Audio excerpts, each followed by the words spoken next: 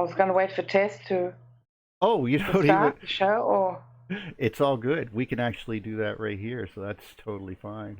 In fact, it's sort of like just a gentle beginning there, Tess. So, Tess, why don't you take over? We have Coral here. We have all the boys: Chris, Robert, of course, James, Buddy, Rick, Shockwave, Tess, and myself. So today with us, of course, Coral Wynter, author of a wonderful book called "Behind the Downfall of Women," something that sorely is not explored nearly enough. Tess, why don't you? Yes. Hi. Hello. Hello. Hi, Coral, and hi, everyone listening. And Hi. I just wanted to have Coral give us a little introduction about herself and her book. all Before I right. start asking questions, or at least where you're from, because you know you're from Australia. Yes, tell us. Because it's the middle of the night there. At the moment, it's a bit strange because I'm in Gympie, which is a small town in the middle of Queensland on the coast in Australia. Wow. I live in Sydney, but I've gone up to the countryside to help my daughter make a film, but so it's all a bit. I'm out of my comfort zone too, but yes. But I started off. I've just published a book, Behind the Downfall of Women, with the subtitle "The Great Flood and the Goddess Venus," because I got interested in the electric universe in about 2012. I was sort of introduced to it. And I was just going to write a book about the universe and try and explain that, and then the evolution of Earth and life on Earth. But after a while, after going to 2 conferences to the Electric Universe in Phoenix, Arizona in 2016 and 2017, I began to slowly realize, it dawned on me that all these incredible events that happened in the last 10, 12,000 years must have had an effect on human behavior and human society. So then I started, for the last 3 years it took me to write this book, I started researching what it would have meant, all these events, for what happened to women. Because it's always been curious to me. I'm a scientist. I did research in biochemistry for most of my working life for 40 years, or 30 years. Wow. And I realized that, and being a scientist, the way you're treated as a woman, you're just a sort of a second-class technician. You're never taken seriously. And it always puzzled me why we're treated so badly. And so that's when I began to realize, there have been a few other explanations about our lack of strength and our weakness, because we have to give birth to the next generation and you're very vulnerable. But that didn't really explain it to me entirely. And so when I sort of began researching the electric universe, yes, I began to realize these events, these incredible events in the solar system and the clash of the planets must have had an effect on human behavior and human society.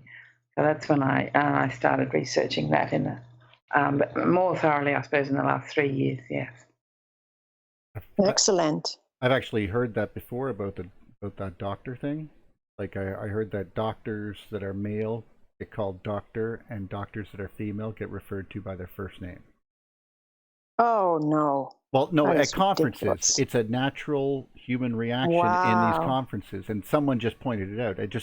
I won't interrupt, Holy but just moly. reinforcing the point. Mm-hmm. Yes. Okay. Well, so I suppose a little bit more. So the period I've looked at mainly has been 10,900 BCE. I start with, and going through to really the beginning of Greek civilization. I've just covered that period, and how the oppression and discrimination against women began in earnest then. So that's the period I've sort of covered. Yeah. Actually, I have a question for you before you get into that. Did you do any research or have any intuition or thoughts or from deduction. I don't know if you've read anything about the Golden Age. I'm sure reading the Greeks you have, but do you know of any historic record, or from, like I'm saying, from the mythology or from what you can imagine or deduct, that there was a golden age, if such a golden age as the Hindus have spoken of, the Greek, there's a few other civilizations that speak of the golden age, the Buddhist, and what was the position of women in? Was there any change? Is there any difference? Like if any people were vegetarians or anything like that? Have you done any looking into that or found anything? Well, I've based it a lot on John Cook, who unfortunately died last year. I've based it on his dates because what I realized was there was something was connected with Venus, that the whole mythology around Venus and how it had been a comet, supposedly coming out of Saturn, mainly, I think. And because it was always regarded, Venus was always regarded as a woman because of her flowing hair, that there somehow had to be a link up with the way women was treated when all those fantastic events happened. So yes. I date it to about, well, let me start first of all, before the Golden Age, with 10,900 BC, when Saturn is captured by the Sun, and Earth joins up in the polar formation. And with at 10,900 BC, there's a massive fireball, because I think it must have. I'm taking it from John Cook that it hit the thunderbolts hit around on the border between Canada and US at the Great Lakes, because one of those lakes is, I think, about 1 kilometre deep. And they're quite new, their recent history. So I'm starting from there, and that's when I think the whole of North America, which had the Clovis civilization, that was destroyed. That became a fireball, and all the animals and humans were just burnt to dust and obliterated. Because it seems to me one of the main points a lot of anthropologists talk about is that that America wasn't settled by humans until 12,000 years ago. Well, that's crazy, because the Aborigines got to Australia. They've now got at least definite proof about 65,000 years ago, and many of the Aboriginal communities now here in Australia are talking about an occupation at least 80,000 years ago. So if the Aborigines were able to get from Asia to Australia 80,000 years ago, it's inconceivable that there was no human occupation of North America until 12,000 years ago, which, it's a shorter distance than they could have crossed through Alaska and all the rest of it, the Bering Strait. So that's the first point. And so that firestorm wiped out all of North America. And then I think that point at 10,900 BC was also the driving point for the hunter-gatherer societies all around Africa and Europe and the Middle East in particular, why they shifted to live in small towns and small cities. That was the driving force, because they felt they needed protection. And there were probably, I'm beginning to think there was only, a few individuals survived. Human beings were almost wiped out with that massive thunderbolt, with the capture of Saturn into the solar system, our solar system. And out of that catastrophe might have been also marauding gangs of men searching for food, because food would have been in short supply, because there would have been 1,500 years after that of darkness that covered the earth, and therefore little vegetation and little food and little plants. Plants would not have been able to grow that much, so that there might have been marauding gangs of men searching for food, and for women. access to women. And so some groups of men and women and children joined together to protect each other in small little hamlets.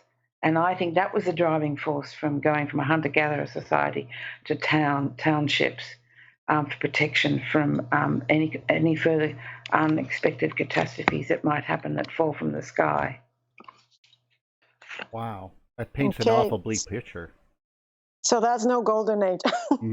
So, well, that comes later. It's very dark. Yeah, that's dark. Oh, Yeah. well, I think it was survival. You know, there were some people who came together, and I think women and children were more vulnerable. So I think there was a loss of a huge number of loss of females and women, and so there would have been. That's what I'm thinking. That was a lot of rape and murder and probably cannibalism in really dark. We actually talked about that too.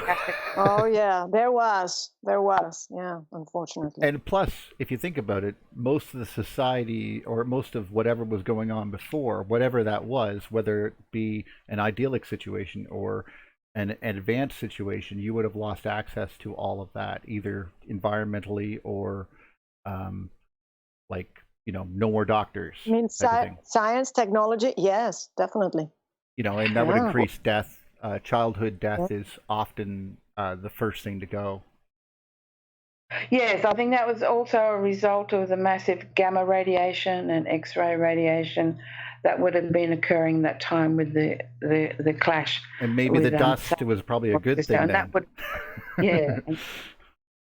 So that's when you get the first temples formed at Göbekli Tepe, that first huge group of rocks and sculptured towers that were formed in Anatolia, near Turkey. That was when the town or the civilization were beginning to come together and to cooperate, but in towns, because there's no reason why.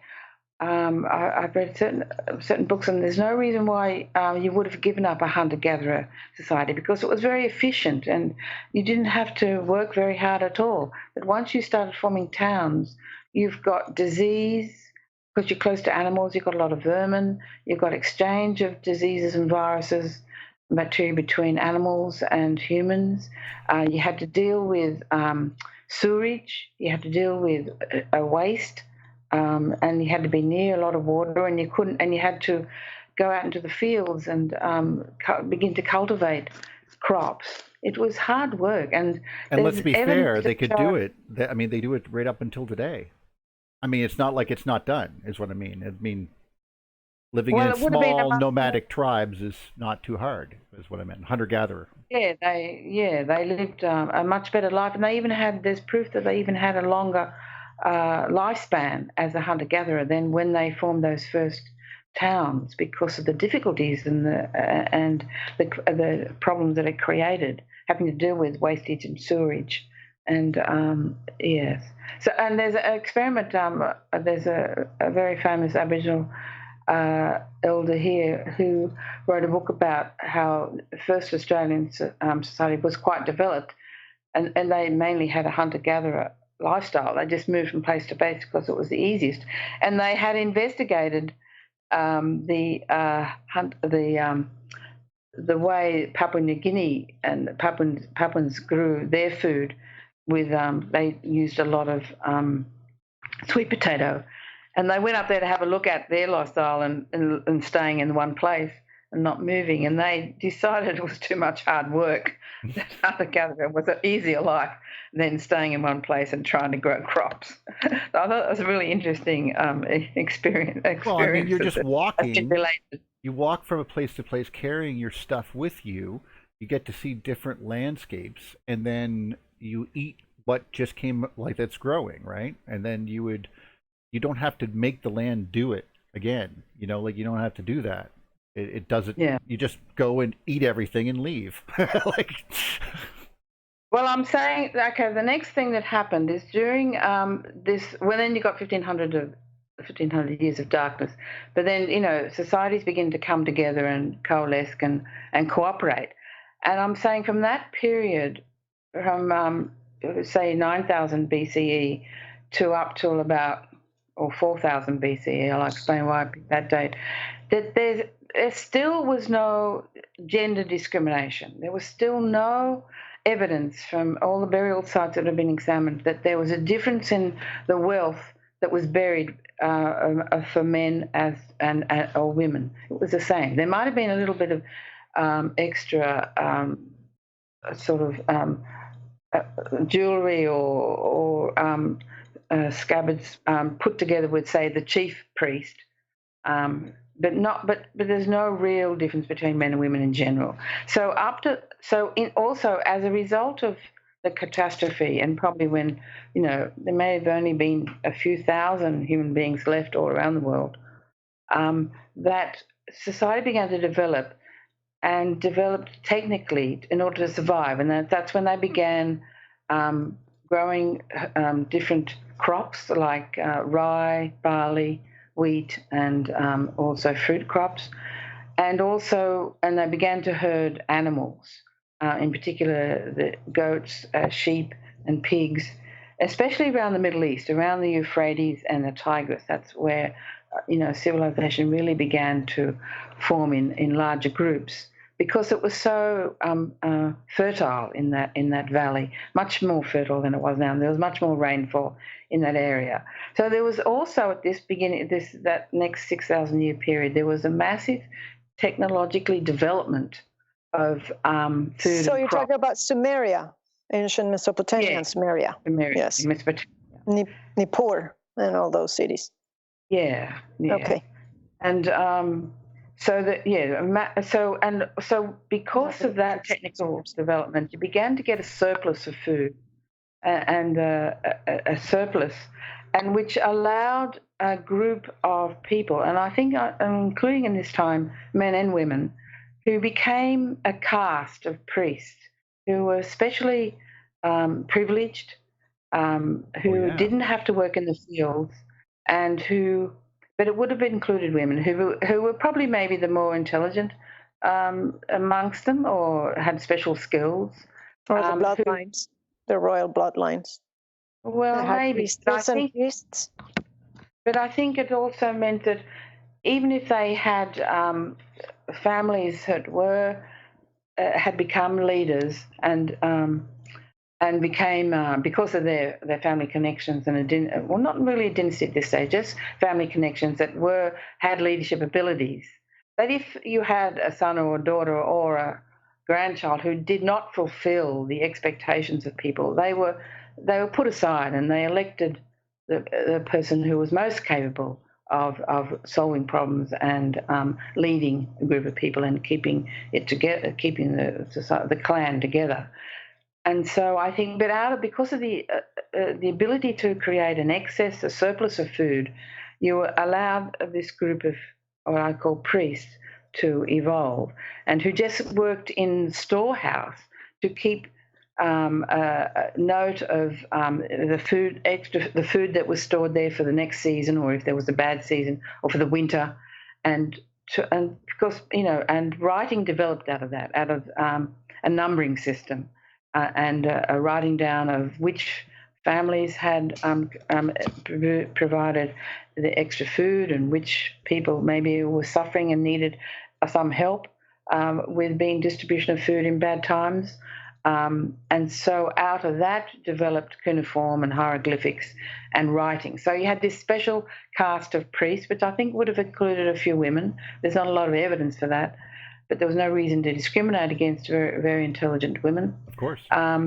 Who were able to, had special abilities, and because they became very powerful, because they could predict when the season would arrive, because of the observations of the stars and the sun and the planets, when the season would arrive to plant the seeds, and when you had to harvest, because it was a very short time you had to harvest, and quite a long period when the seeds had to develop and grow.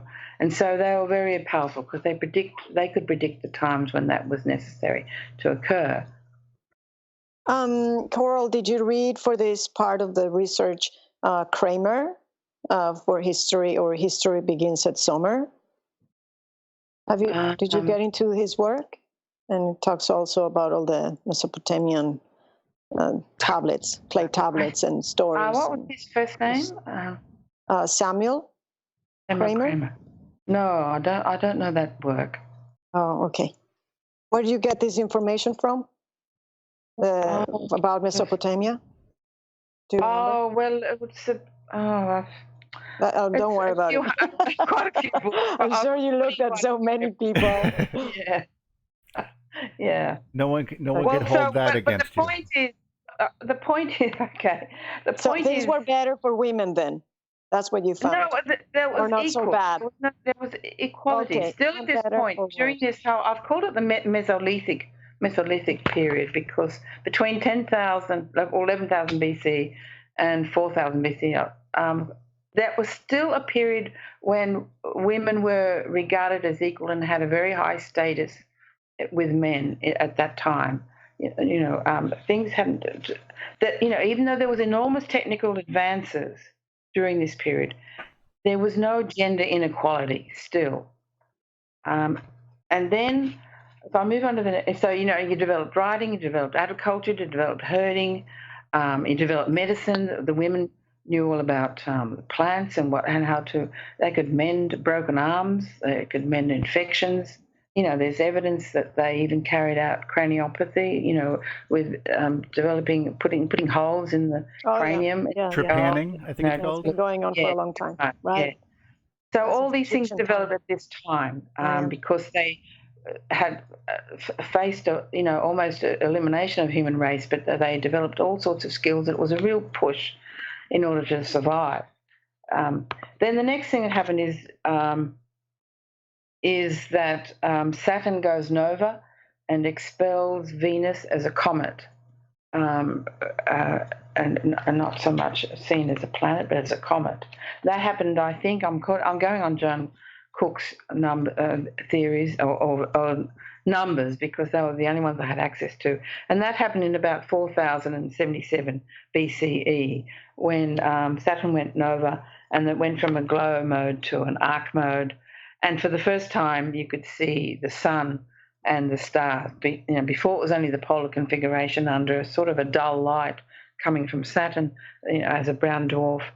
But the skies cleared after that, and you had what John Cook calls the era of the gods, and you had paradise because the earth was warmer, a lot of things grew, and it was 1,000 years of a life of luxury, really, and plenty of food and warm weather So John Cook says that he thinks that was after coming out from the brown dwarf plasma sheet, that everything was better. Yeah. Oh, interesting. Okay. Yeah, in 4077, when Saturn went nova, and the light became much lighter, and that's why in the Bible it says, "And then there was light." It refers to this period, I think, and we had paradise, and that's when you had, Eve and I've forgotten the guy. I think his name's Adam. I'm not sure. In there was a snake. I know there's a snake. That's all I know. Adam? Yeah, we were just making jokes. Yeah, Adam, Eve, yeah, all that. Yeah. Adam and Eve would have been there. Oh, and that's when. I think they would have been planets, but that's my thoughts. But. I think his story's a little mixed up, but yeah, okay. So he thinks that's what happened afterwards. Interesting. Okay. Well, it's not your fault. It's what he has. That's obvious, yeah. And he puts down the life. The age of Adam was probably about. Well, Adam was the first man, and he's supposed to have lived for about 930 years. Yes. So yes, exactly. Right. Okay, so then we get to 3147 BCE, which is the date that John Cook was the worldwide flood. That what was that date again? 3147 BCE. Okay, wait. So now there was 2 floods? Okay. Well, he's saying there was 3 floods, but he's the main one. Oh, okay, so the first one. Okay, so the first one was when you said that they saw the light, and then there was a golden age. Then there was another flood, which is the one you mentioned. Okay, got it. All right. Well, yeah, there's also one with real water, and I think another one was something that made them fear it, like the waters above, like the aurora was so bright, but there was also water happening, but it was nothing compared to the actual like separation of the planets when we had to like the big one, so to speak. Like it never equated to that again, but it was still bad. I think, if I'm not mistaken, I want to paraphrase what John's I think work every is. catastrophe had a flood. Every catastrophe, every planetary, as far as I have read, that they were, like you said, the deluge, like the Noah's deluge was like the really a lot of water coming in and basically just covered up all of the earth, as far as I know. But yeah, okay, so cool. Yeah, so okay, cool. We're in the second one. Well, he mainly talks about the big flood, which would be which was later became known as Noah's flood, but it wasn't actually Noah's flood because that occurred a little bit later. But the big flood, which caused another massive loss of life, was around 3,150 BCE. Let's say 1,050 BCE, in which, and that's when the only people who survived were those living on the mountain tops of hills. Anyone living in the lowlands around, the Tigris, Euphrates, Mesopotamia would have been wiped out. And or those odd people that would have been up and underneath a cave, like that the entrance was lower, so that you could actually go up and into a pocket of air. That would be like that's the only thing I could think of besides being at the top of a mountain. May I add something? Right. And so he puts that down to Jupiter clashed into Saturn and knocked Saturn out of its orbit, and the planets that were rotating around Saturn, that's Earth, Venus, Mars, and Mercury, I think, were smashed out of their orbits, and because when Saturn left, or Saturn kicked out of its orbit, then that meant that the crust that had been held upwards at the North Pole, by the gravitational attraction of Saturn, collapsed. And so there's this massive rush of water from the South Pole that would have poured over the middle of Australia and up towards India and hit the Silawak hills, Silawak hills. Okay, that's the second flood. All right. Yeah, that's a flood around 3,000. So but what happened? May I interrupt for a second? I have confirmation of that date, known as the Burkle Crater event in the Indian Ocean, an impact crater there. It happened 3,000 to 2,800 BC. It would not surprise me. How do they know that date? Well, they know the date, I'm guessing because of layering events. And believe it or not, we don't know any of these dates, to be perfectly honest. However, well, I'm guessing they're guessing. Well, you see, there was a tidal wave that hit the Australian coast, the coast of Madagascar, and the coast of Africa, and imagine a mile high wall of water being concentrated up into the Persian Gulf area in that triangle, and that's a flooding event. Yeah, there's been so many tsunamis. Well, this is a perfect time for me to do my little intro thing. So I'll go to the preview right now and talk, because we have a lot of people in chat right now. We have 56 people. And thank you all, by the way. Heather's actually here. She would join, but she has to go deal with her children. That's the Heather I mentioned earlier that always puts us in our place when we talk about the subject, because we are woefully inadequate. Is Heather here? She's in the chat right there. Actually, if you don't mind, I'm just going to do my preview real quick, and then you can just take over, and of course all that. So I'll be very quick, though, for everyone. This is just something that, well, you can hear it, but it's going to go out live, so I'm just going to make it all happen here. So see if I can actually sort of make all that work.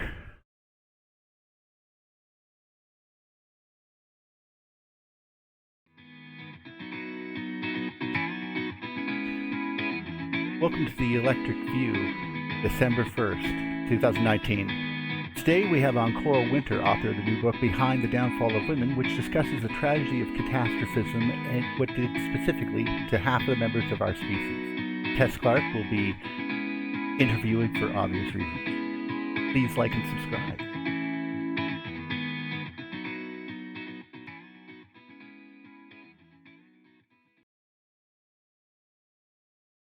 We're all back, by the way, guys.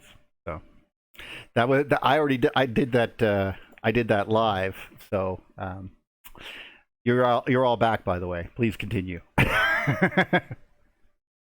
Yeah, we will get into maybe we shouldn't try to argue too much on the dates because everyone has a different theory. Yeah. Oh, we won't be mentioning that at all again. Nowhere. No. Maybe we can move on and talk about the women thing because otherwise we'll just get stuck there and it'll just go nowhere, right? Yeah. I just for everyone, it's just going to John Cook's site. That's where he gets a lot of the dates. Now, like we've talked about before with Michael Armstrong and others, the dating might not be as important as the overall story. And the overall story is what we're going with. So continue on, Tess. I just did that for everyone. They all know what's going on now if they signed in late. So. Okay, great. Oh, thank you. Okay, so should we move on to the time when you've noticed a change in the behavior or that you found a very big, drastic move towards pushing women down or things going bad for women? Do you think it's just because of the Venus event or since? Well, I think I think it's connected to the massive flood. Whatever date you want to put, but let's just say that was the first one and the worst. Okay. BCE. There's all right. Massive so the big flood. Yeah. Yeah. Okay. Millions of people are makes sense. Are drowned. And you've got Noah's boat, and only people with boats survived. And so there was just total chaos for, I think, about 200 years. And probably people going crazy, right?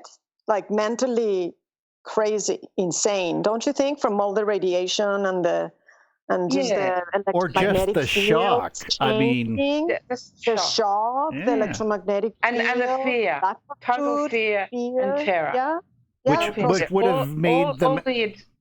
Sorry, I was just thinking they would demand the priests. You know what I mean? The priests would have even more power because it's scared people. And so what happened, I think, is that for 200 years you got total chaos, total disorganization, total no laws whatsoever, just theft, robbery, rape, everything else in order for or whatever people did to survive. But people looked to the priests, this caste of priests, who were privileged, who were the only sort of group that could. They looked to them to reorganize things, and also that whole area, I think, in Mesopotamia would have been covered in salt. So they now had a whole lot of land that was not fertile, that had been became infertile because of the massive amount of salt that would have ravaged those lowlands in around the Tigris and Euphrates area. And it also would explain, in the whole middle of Australia, we've got a desert and sand dunes and also huge salt plants, a whole area, a whole centre of Australia, which is probably 2/3 of the country is salt plants. Yeah. Is it regular salt or is it like the Dead Sea? Or what kind of salt are there? Well, there's no water, it's just salt. But what is it, a special salt like the Dead Sea, like high, like magnesium chloride, or like the pink salts in Himalaya? No, you don't. You wouldn't buy salt from the regular salt. Okay. Middle of the deserts in Australia, no. Wow. And so I thought people looked to this layer of priests, privileged priests who had knowledge and everything, to begin to reorganize, to clean up that whole area, and to begin to build the canals so that you could then begin to start irrigation again. And of course, you had a traumatized population that turned to the priests and to be able to do this work and to reorganize the whole society. And out of this came idea, the priests had not been able to predict this, even though they were had such special privileges. They hadn't been able to predict this disaster at all. They had no explanation for it, but they turned on women to blame them for this catastrophe because of the appearance of Venus. And I think at this time, Venus is very close to Earth. It could be seen all day and night. It was quite bright. It was in a very different position to what it is now. It had a huge tail, plasma. Lucifer rivaling the sun in brightness type of thing? Mm. Yeah, but Lucifer was we just talked about the Morning Star about that earlier. That's all. He was a male. The male, but anyway. Well, it depends on the story. Yeah, it's just a story. Right. With the flowing hair has all been seen by most early civilizations, most early First Nations people as being a woman. It's always portrayed as a woman. Oh, yes.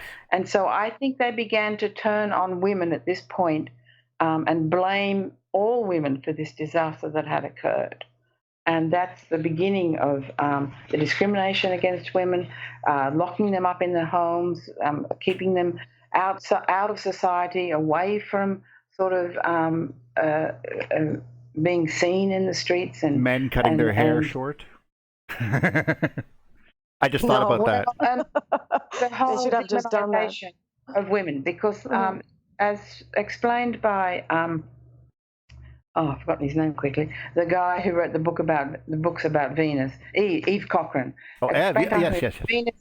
Venus had two faces. One of being the beautiful woman, Aphrodite, who was responsible for birth and reproduction and all forms of beauty. And then she could turn in an instant to massive anger and fury, and wrought down all these disasters on human society because she was angry with women. They didn't know why she was angry with women, but it didn't matter. Women had, even though they were totally innocent, had carried out. She was angry with all women, and they had to be punished for this crime. So that's where I'm coming from. That's where I would have interpreted that they were actually trying to contain women. Like, that's why they restricted them, because she was going wild in the sky. That would be my interpretation. But I certainly don't know. Well, I'm just guessing or speculating that Venus was so prominent in the sky now. Oh my God! And could be seen everywhere. And the priests who had been unable to predict this disaster had to blame somebody, and that was began a sort of a whole propaganda exercise against women, who were the embodiment of evil, who could rapidly turn from a beautiful smiling face to angry revenge, and so women ended up being locked up in the home. That's the same friggin' argument they use today, literally right there in the House of whatever, pick a parliament. You go to any government and they will use that excuse. Women are emotional. They can turn on a dime. They are temperamental. Well, that's descriptions of Venus. That's not descriptions of women. I mean, am I wrong? Descriptions of men. No, don't make me get temperamental on you. Let me just throw in a quick bone here just before I forget this. The fact is, it seems like what happens today is what happened back in the day. So today, men throw women under the bus because of their own shortcomings. So the representation of women is really the representation of what men see themselves as. Women are actually way more powerful and way smarter because they actually create life. Or we could have been also completely... Let me just finish the point. Let me just finish the point real quick, guys, please. Yeah, so the point here is that we live in a mirror kind of conjunction reality where men and female, male and female, and all genders really across spectrum fit together perfectly in this kind of ebb and flow of the universe.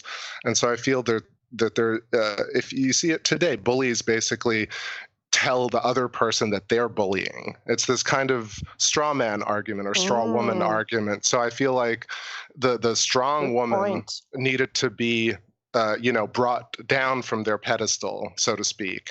And so the prey priests who prey on people, who in effect are probably a natural order of the universe in order to create smaller and smaller filaments, use destructive forces to create these filaments. And priests basically preyed on the concept of woman as a reflection of the shortcomings of man.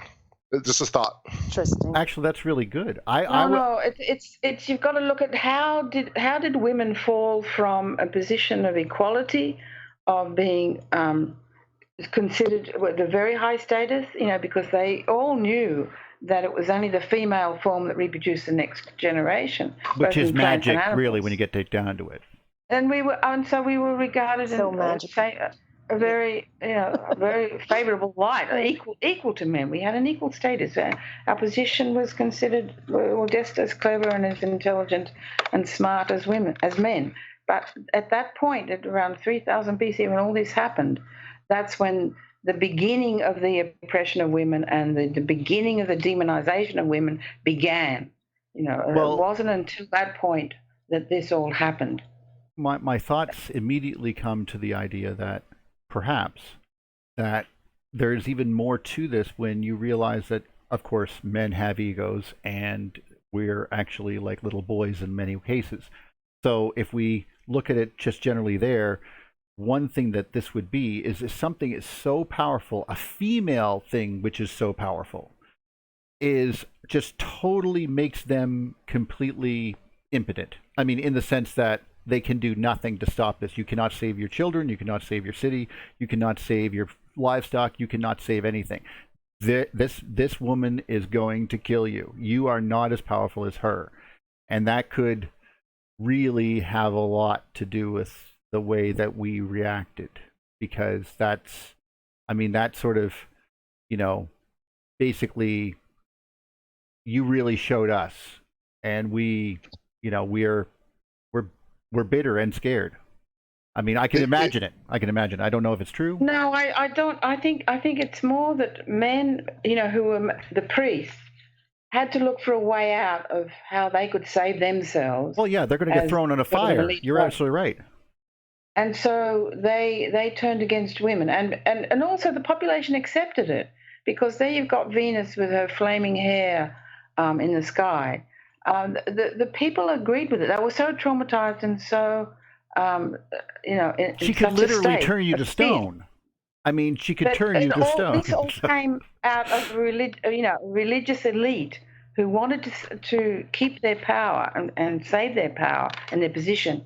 And so they took up a very easy solution to this whole problem and began to blame women for the evils that had been visited upon them.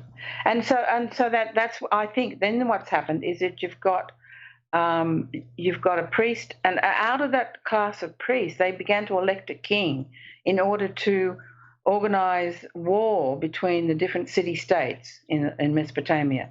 And it mainly happened in Mesopotamia because that's where the most effect was with the floods. That's where there was a massive loss. And that's where you had a more powerful priest caste, I also think, because you had this massive surplus of food in the previous 1,000 years. And it didn't happen in all societies. It didn't happen with the Australian Aborigines. They did not develop this theory or religion or ritual and ideology that women were to blame. It happened in Mesopotamia, which are the roots of our civilization, and it spread from there. Well, admittedly, there could be a reason for that, because there was a completely different type of outflow in the southern hemisphere, as far as we know. It could have had an effect on the way that we saw the sky. I mean, why would you care about one tentacly thing in the sky when your entire sky was on fire? It just might change your point of view. Yeah, there would have been different things in the sky in the southern hemisphere. Can I give my input now? Hello? Oh, Hello? You're the person. Yeah, go ahead. Okay, I'm sorry. We were just shooting the breeze there. It was nice, but we're gonna. I'll try to be quieter even. Yeah. So I just want to share what I have found in my research, because yes, I've been looking at the ancient sacred books and take texts, not books, texts and ancient history, and from Diodorus, Herodotus, Plato, and the Book of Enoch, which it's very interesting because it talks about the two floods that you're mentioning. It mentions two floods, not just one. but later on they changed it into one. But anyways, regarding the women and the high priest, actually, I don't know if you know this, but Adam and Enosh down to the 9th and 10th patriarch, which was the 10th patriarch was Noah, and they were all high priests. So they were the bloodline of the high priests of the Elohim, who you can read in my books if anyone's interested about what I have deducted from what I've read, who were these bloodlines and this priest, where they come from. But anyway, so Adam was the first one of the text of Enoch, in the text of Enoch, which is, of course, not the King's List. You can compare it to the King's List of India, which the patriarchs were called Manus. And I've been reading the Puranas, the Vishnu Puranas, which I recommend everyone to read, because it talks about Genesis of cosmogony and the earth. So it talks about the Garden of Eden and the making of mankind by the gods, and they talk about they also talk, just like the Old Testament, they talk about their patriarchs, and they give you the whole genealogy of the patriarchs. And so that's where I understood, that's how far it started from, and that was before the deluge of Noah. That was 9 generations before. And they were keeping the secret knowledge always to themselves. They were, and you can also read this in the Sumerian tablets, if the high priest, which they also had the high priest, which is Enmerudana, they have all their equivalents. I can't remember the name, but Enoch has the equivalent in Sumerian, and they all are like exactly like the same people, but with a different name, because they were in that area.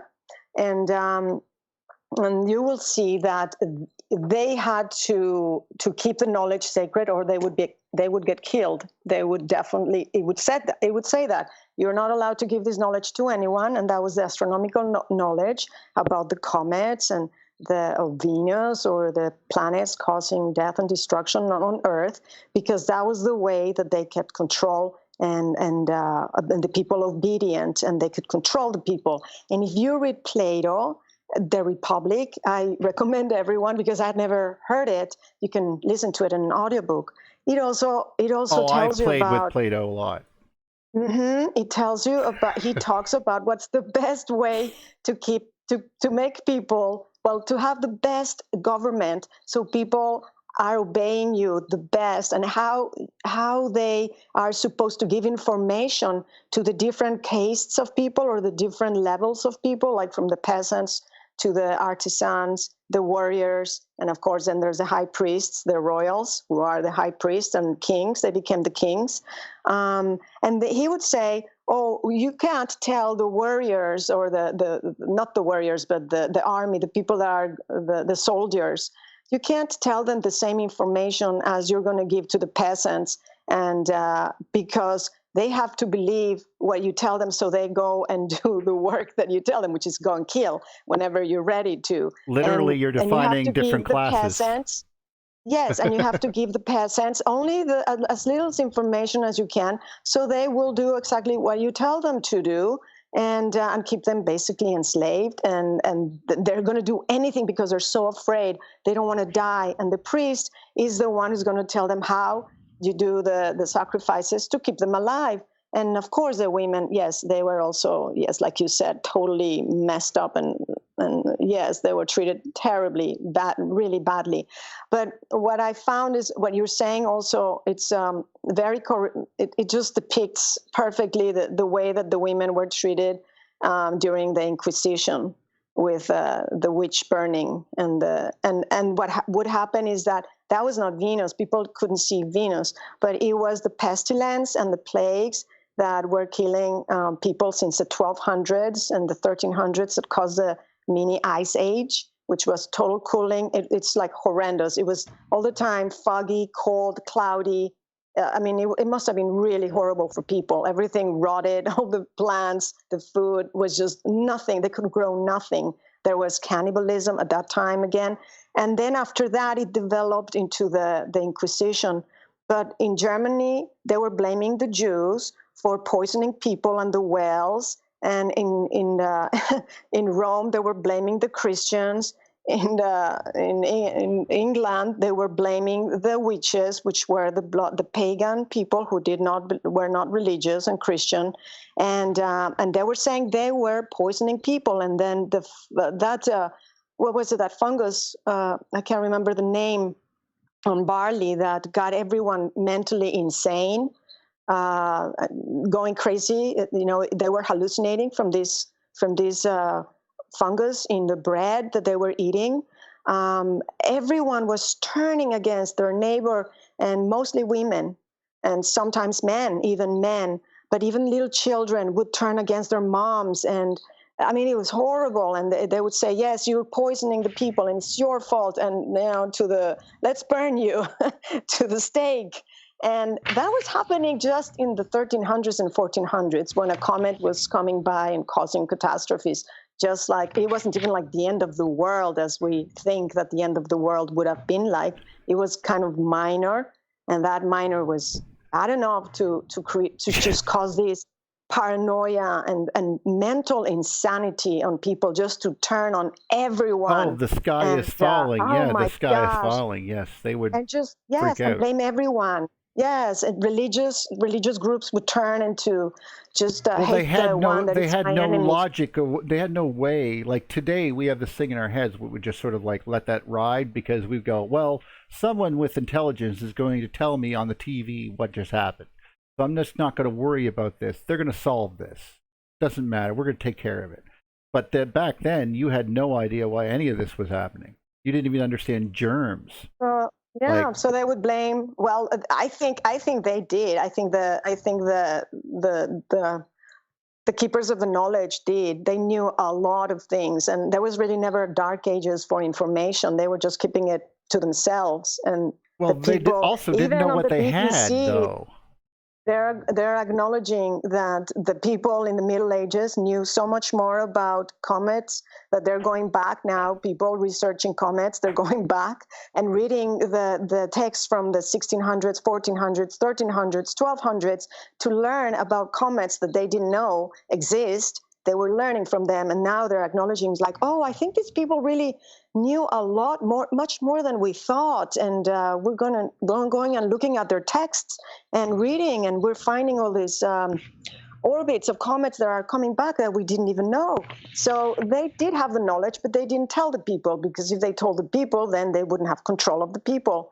And I just put out a little video that I hope people can go and check out about the destruction of the temple. No. This is all very strange when you think about it. It's exactly the same story. I know. Yeah, it's exactly the same story that we've been talking about. Well, no, it's also the sort of like disaster capitalism in a way, and I don't mean to say it. Please, Coral, I'm reading your book right in front of me, and it opens my eyes when I look at certain pages. But when I think about what you just said there, Tess, it's literally like you're, instead of basically showing the people, we have like basically knowing when the eclipse is coming, knowing all that, right? And instead of showing them to reassure them, like hope, you are not telling them to make them scared. So they run to you and they offer everything they can to be saved from this thing in the sky, and then it's going to go away. So you just act like an asshole to get stuff from them until that's just rude. That's I don't want to think that way. But anyway, one thing that I think we've got to sort of appreciate at the time is that everybody was really so religious at this, in this period. Everybody looked at the planets, and they were the gods and the goddesses. They worshipped them. Well, it wasn't even religion. It was reality. It was religion. Everything was. They believed in all the. They looked at all the messages from what and they saw all sorts of weird things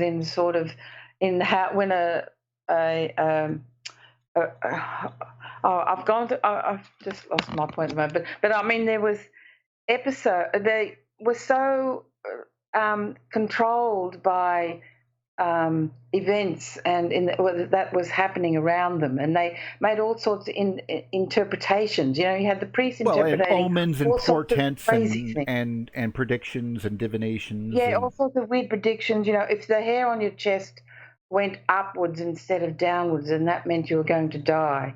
If that actually could mean it's mean truth. A black cat crossed your path, it meant you were going to get a divorce, or your wife was going to leave you. All sorts of portents and crazy things they believed in, because there's no other way of making sense of life or making sense of all random events. That's your brain doing, I guess you could say, associative trauma, and passing that along in the form of old wives' tales or and such, that it actually mattered, because we might have forgotten the actual motivation behind step on a crack and break your mother's back.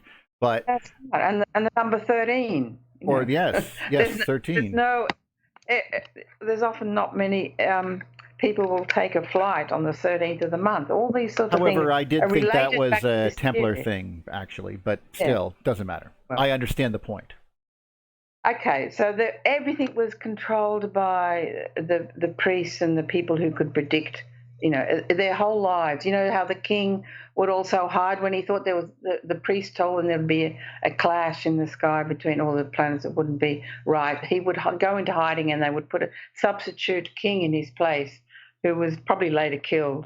But all these sorts of things were happening at that time. Everybody was only thinking of the future, trying to pray to any god, any goddess that might save them from disaster. And so, the next point I really want to make is that the whole idea of Venus being an avenging goddess was reinforced in only 800 years later, and I'm saying in about 2350 BCE, when Venus came very close to Earth. Because of the clash between Jupiter and Saturn, Venus and Earth were now in very close orbits. So there were three main events. In 2350 BCE, there's another one only 50 years later, in 2193 BCE, when a plasmoid is released from Venus and causing and almost hits Earth. And then the third strike by Venus in 1492. That's all out of John Cook's calculations. But the second one in 2193 caused the collapse of the Old Kingdom in Egypt and the collapse of the Akkadian Empire in Mesopotamia.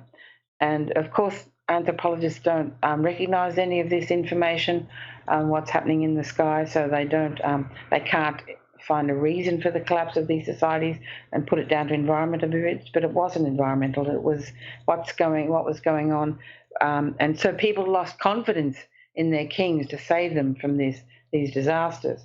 But the one thing about the clash in 2193, when the Earth fell over and the sun was blotted out, is that the sky rained red blood for about 3 days.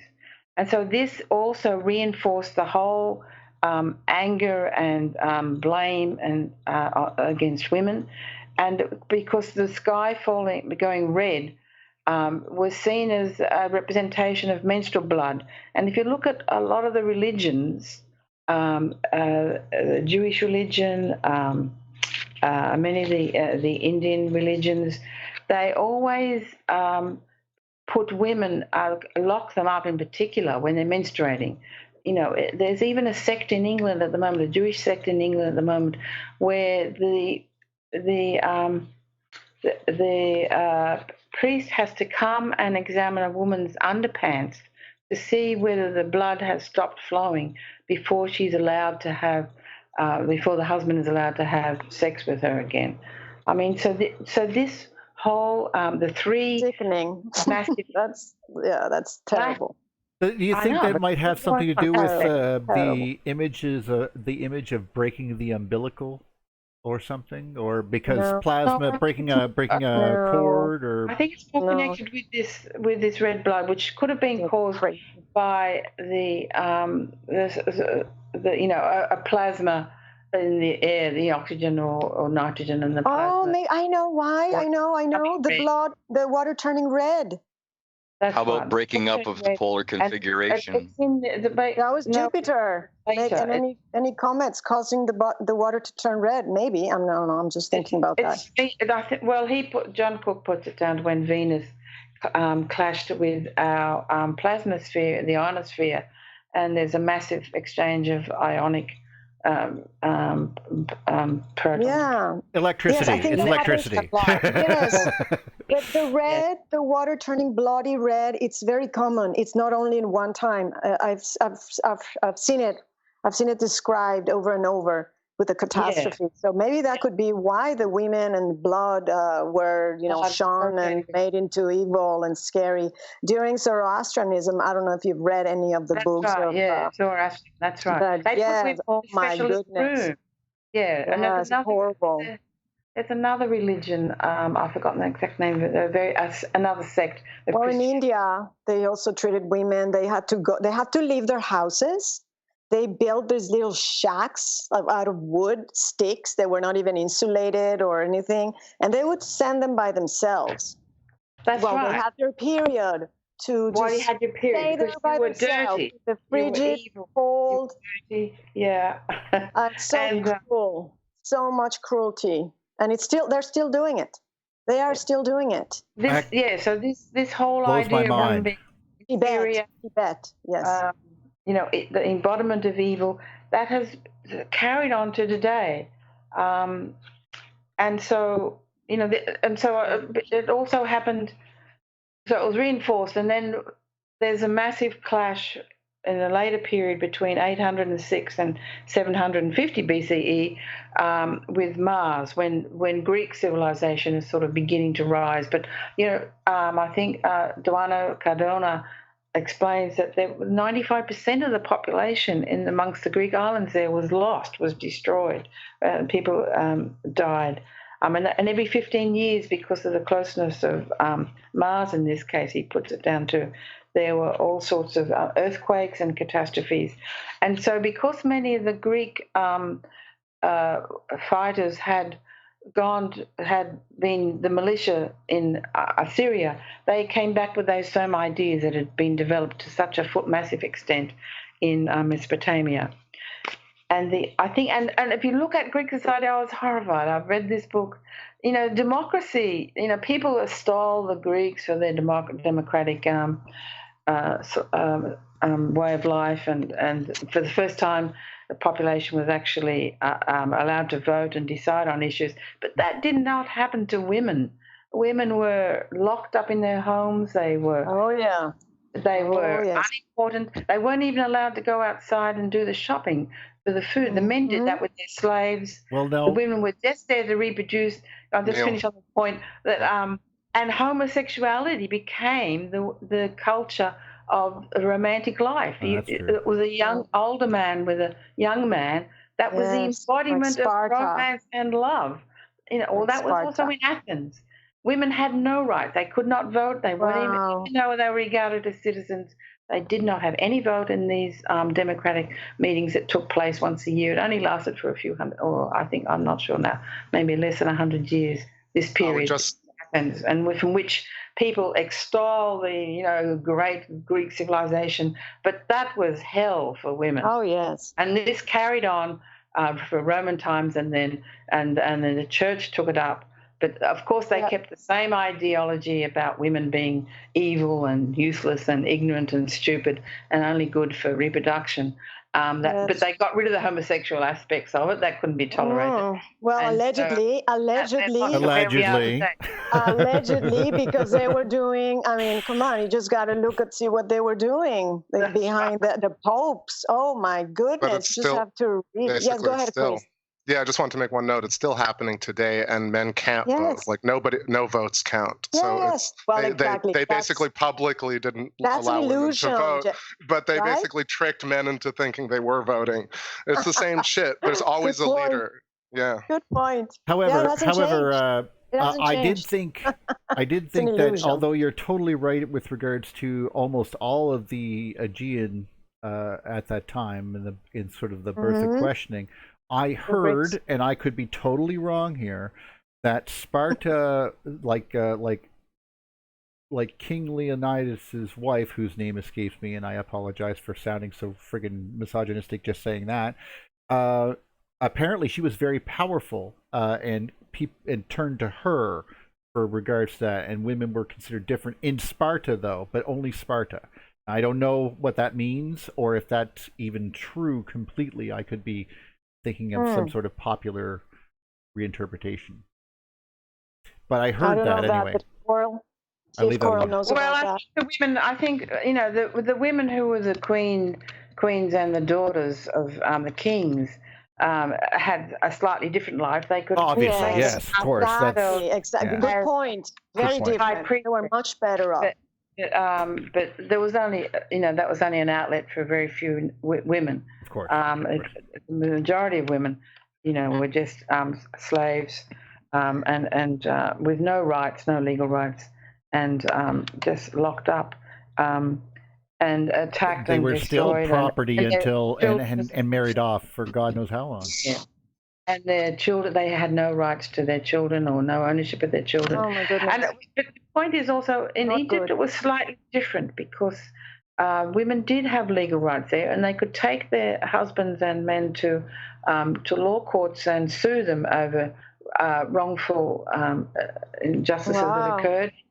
Because I think the attacks by and the earthquakes and the attacks by Venus and Mars did not hit Egypt as hard as it hit Mesopotamia. Oh, no, it did. I disagree. I think it's because of the bloodlines, the rulers. I think it's because of Isis. Isis also because had all this. Yeah, she was actually good for women as compared to other places. But yes, I mean, that's my take on it. They seem to have a better position in society as regard legal rights compared to women in Mesopotamia, and they were better off. I think it's because the kings of Egypt, the kings of Egypt, they did not bother about the position of women that much. They were only more interested, I think, in trying to have an immortal life after death. They're more worried about what happened after death than during, and they involve themselves so much in sort of normal peasant society. They didn't worry about that. They just left that up to the families to sort them out, those problems out themselves. And they didn't seem to have such huge harems as they did in Mesopotamia. I think anthropologists have mislabeled what they called harems in Egypt because they're more, from what I read, is just a large area of the house where the aunts and the grandmothers and other women lived together. Yeah, is that so? Wow.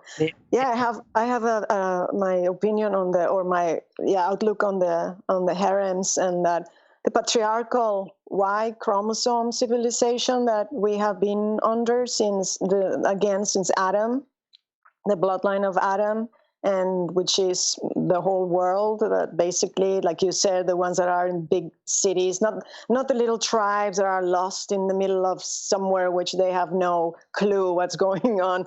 Those are actually, I will tell you about a story of a tribe in India secluded until the 1970s in a little while, that they found them then and how they were living. In case you don't know about them, it's very interesting. But there was what I have gotten from all the books I've read, the history, and is that the patriarchal civilization is based on the Y chromosome.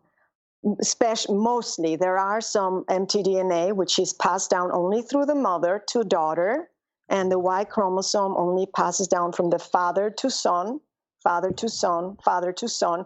And that's why, and Lawrence Gardner, the Genesis of the Grail Kings, Sir Lawrence Gardner, speaks about a lot of these very, very well. He goes into all these and the bloodlines and explains all of that really well. But his timeline, I don't agree with his timeline, but he goes into that, and it lets you understand a lot of what's going on and what has happened. And maybe you can look into it, Coral, to see if, just for fun. You already did so much research, though. Probably, I don't know if you want to do more. Well, look, I think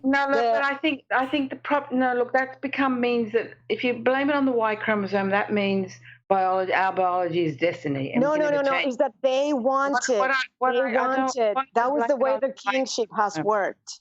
Is the way the kingship, not for everyone, but for the kings. But what I mean is that the whole ideology and the way culture, the way society has viewed women has been derived from these planetary clashes, and because religion pushed this idea, all those religions in Mesopotamia, in the Middle East, of course, that didn't help. Pushed this whole ideology, and that's how it arrived. Women must begin to understand where this all came from, and that all this demonization has to be demolished. And an understanding, healing, and where it came from, and it's based on the religions. I'm so anti-religion, all religions. Oh yes, they're horrible. Research that we have to find our way back to Mesolithic times, when we were regarded as, we all looked after each other. We led a communal lifestyle. The weakest was protected, and the smartest, used their abilities for the benefit of the whole clan. For the whole. Yes. That's what I was going to say, when you say Neolithic times, do you mean like just 100 years ago with natives? 5,000. No, I just say it's like you're describing something that's not that far long ago. Yeah. Anyway, what was that? Can I throw in two real quick points? So one thing I was listening to, we talked last week about the Golden Age, and I heard a great philosophical argument that the Golden Age was more about worrying less.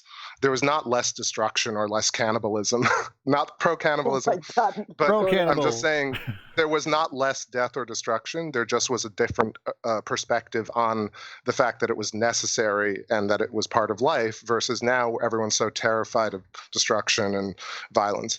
Two, isn't it possible that this whole idea of the ebb and flow, the phi ratio, and the yin-yang, the kind of ebb and flow of the universe, is an archetypal period where the feminine does rise to power, and then on the flip, the patriarchal society rises to power, and then so on and so on. No, I don't believe in that theory. No, I don't believe that. Neither. It's a whole evolution. But let me finish the point. Hasn't happened. Just the quick point here is that we live in a physical reality, though, right? We live in a certain type of paradigm of magnetics, of energy flow, and physics does actually say this. So theoretically, we might be disagreeing here, but energy does flow in this direction along Birkeland filaments, around a magnetic core, along conjugate geometry. The Y chromosome is physics. It's not theoretical, right? So these things are actually ebbing and flowing. This is actually, I'm really very cautious about saying these are the facts, everyone. So I'm not saying, I'm saying my belief is such that there is conjugate geometry and there is an ebb and flow. So good point. No, but we need it to come sooner than later. But that's saying like humans have no role in this ebb and flow of physics and energy. That too. We are it. Real world, in a natural world.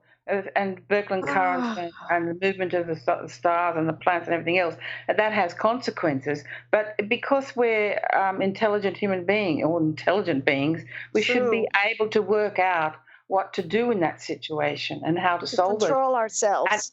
But it's self-control, right? Women who paid the price for the last 5,000 years of the catastrophes that happened. It's women who paid this price in their millions of the discrimination, the rape, the killings, and the way we've become sexual slaves. But we're here. We're here, yeah. We survived, but only because. But in a very marginal area and in a very horrific way. That's kind of pessimistic, though. To be fair, not pessimistic. We've got to understand where we came from. You're not a woman. How we're going to change this? You haven't been a woman. Through understanding and intelligence. How do we change this? How do we change this situation? And how do we build an inclusive society that protects everybody and looks after everyone, not the 1% of the rich? This is so important, but this is we build it with love. Of course, but this is a point that's actually I'm not going to love the person who exploits me. It's crossing over emotional boundaries versus physics, right? Like this has nothing to do. Like my point is really not necessarily about gender. It's not about being a woman or not being a woman. Really, forgive me, Tess, but it's more about just understanding that the universe it works. And the thing is, it comes along with a whole slew of terrible things. Does not but work just because at the moment. Yeah. I just mean the 1% being rich is one of the paradigms of our universe. It's not something that's I might not agree with it. I might not agree with it. It's our society we've developed. It's our society. It's the point we've got to in our society in the history of human evolution. It doesn't have to be like that. Right. Things do change. We do occasionally chop off their heads. So I know, but there's a beauty to the universe that exists as we know it now. That can't be lost simply by just saying that things are just terrible and we have to fix it all the time. There's this missing the point of we exist. And it's not taking humans out of the picture and saying that our experience is just as important as the universe, since we are the universe. I'm just saying that, to constantly, Anyway, the point is, with birth comes death. With death comes birth. They're intrinsically tied. It doesn't mean in between, like some people live a miserable life and the rest live in luxury and exorbitant wealth. That does not mean. Can't solve. It's up to us to solve our society, the problems of our society, where we've got to at this point. We're probably better off and happier in Neolithic times than we are now. And what I'm saying, so pessimistic, to be honest. It's pessimistic, but it's realistic. It's not, though. It's hypothetical. Right now, things are what they are. Well, okay, guys. Safer now than ever. We can't continue like that. All right. Okay, yeah. So I'm just going to grab the reins for a second, but get back to Tess in a second. No, this is good. I'm just saying. To the rescue. Just saying that in essence, I think I can agree that we could say that we are a product of our times, that we live in those times, but we also the idea that things must always be in truth, it hasn't always been the case. Things change, power goes somewhere else, and we do effect change. Now, things do seem insurmountable at certain times, and obviously there seems no way that you could actually make progress in that area. But other times, great steps are made. But I think that might be something that's limiting us as well, that when we can't see what it was like.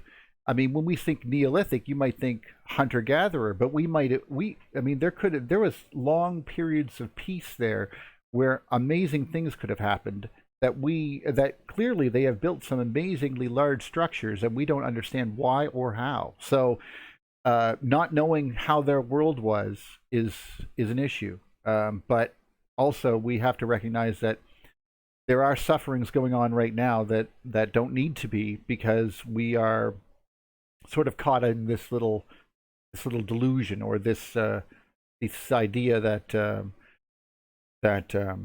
what happened with Venus, we on a Skype call are having this conversation as well as people are suffering?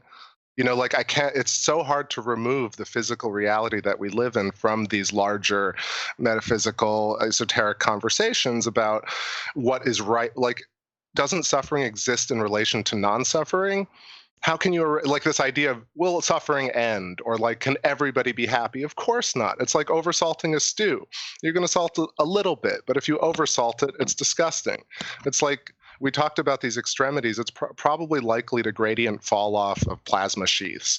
But ultimately, gradient fall off means at some point things will flip from infinite pleasure to pain, and infinite pain to pleasure. It doesn't have to be like that. However, why not? However, hold on, Neil. I'd love to hear why not. I was about to say, she's into ask Coral and Tess about this.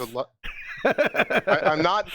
Listen, we have to be able to make longer points and listen to each other. And I want to just be part of it where I make the longer point. I agree. They should know this. I'd love to. Yeah.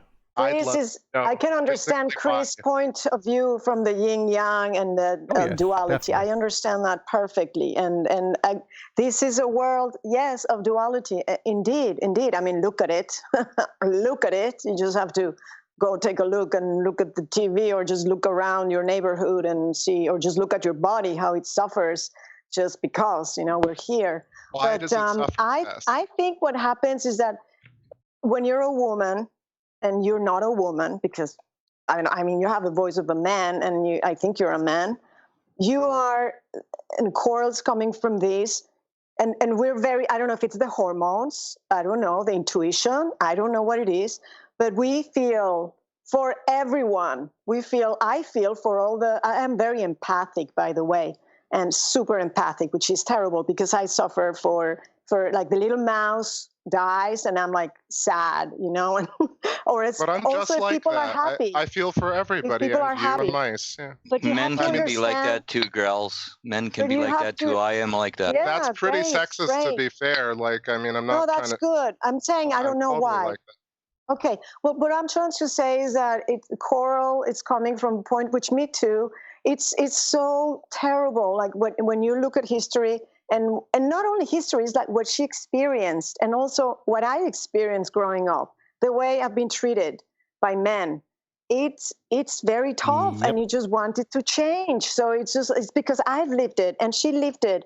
So we just wanted to change because you have a brain, we have a brain, and we have a will, the will, and maybe we can go against it. I don't know. At least we're just sharing what we feel. We might not be able to change anything, because of what you're saying, the yin and yang, and we're seriously like in hell on this planet. That's what it is. I role-played female characters and watched that happen. Well, you disagree, but you have not But I'm saying terminology. But that's not true, though. I grew up in a war, and I have sisters. I understand.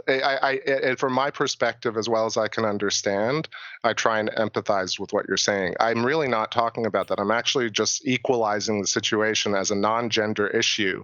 Really, as just about the physics and the mechanics of existence. To constantly discuss things in terms of suffering and it's never good enough is something I've brought up on every single stream thus far, which is the fact that it's a philosophical Zen standpoint of realizing how wonderful it both is. That doesn't fly for the people that is suffering. See, that maybe flies for the people that are on top or okay. Fly is emotional, and physics but if you're suffering, you're not okay with that. It's not okay.